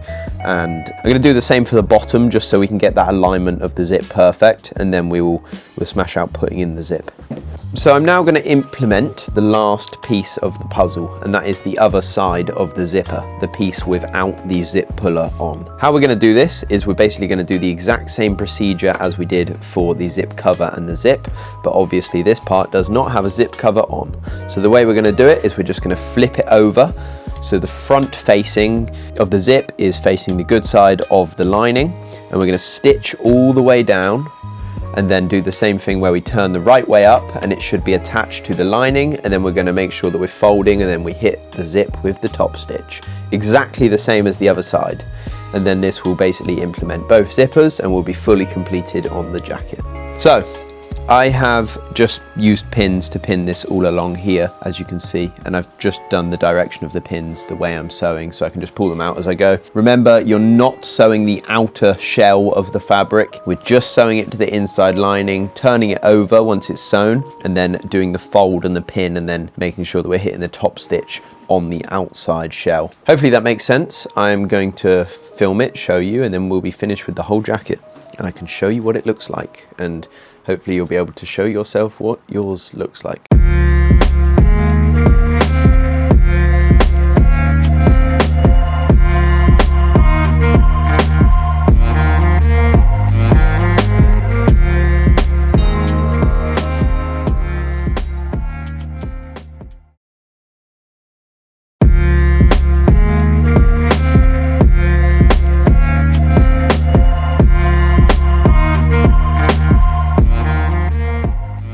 So that final stitch finishes the complete jacket, and I'm actually incredibly gassed with this. As you can see, I've got the rough cut sort of Aero up there, and we've just finished the Aero Classic with the hood.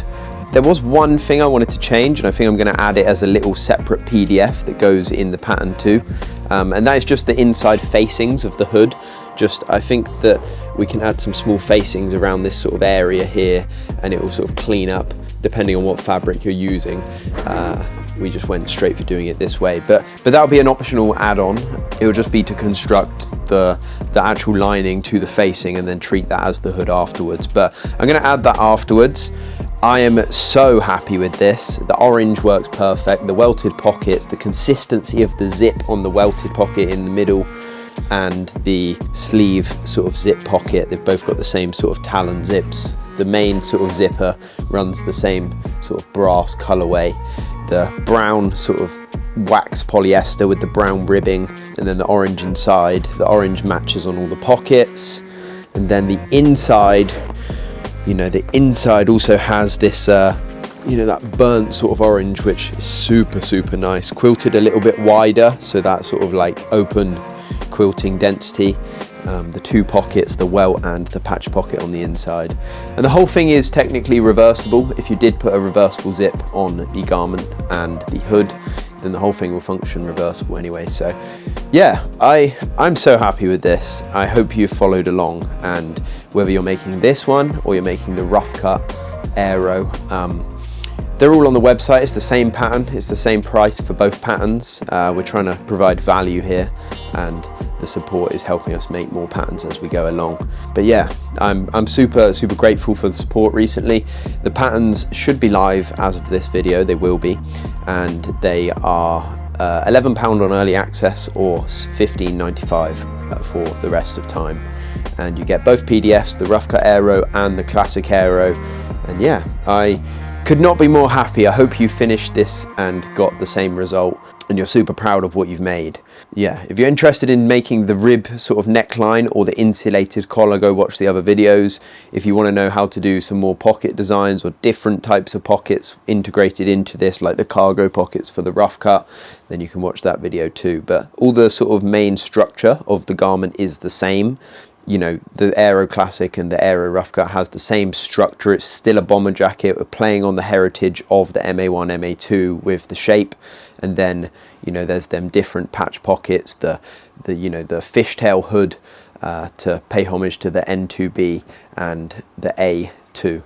So yeah, I hope you enjoyed. Thank you for watching. Stick around. There is so many patterns coming out, like, we feel like we've only just started. Me and Gio are so happy to just keep smashing them out and adding tutorials. Thank you for sticking around for this long video. If you've made it to the end and finished, I'll catch you in the next video. So see you in a bit.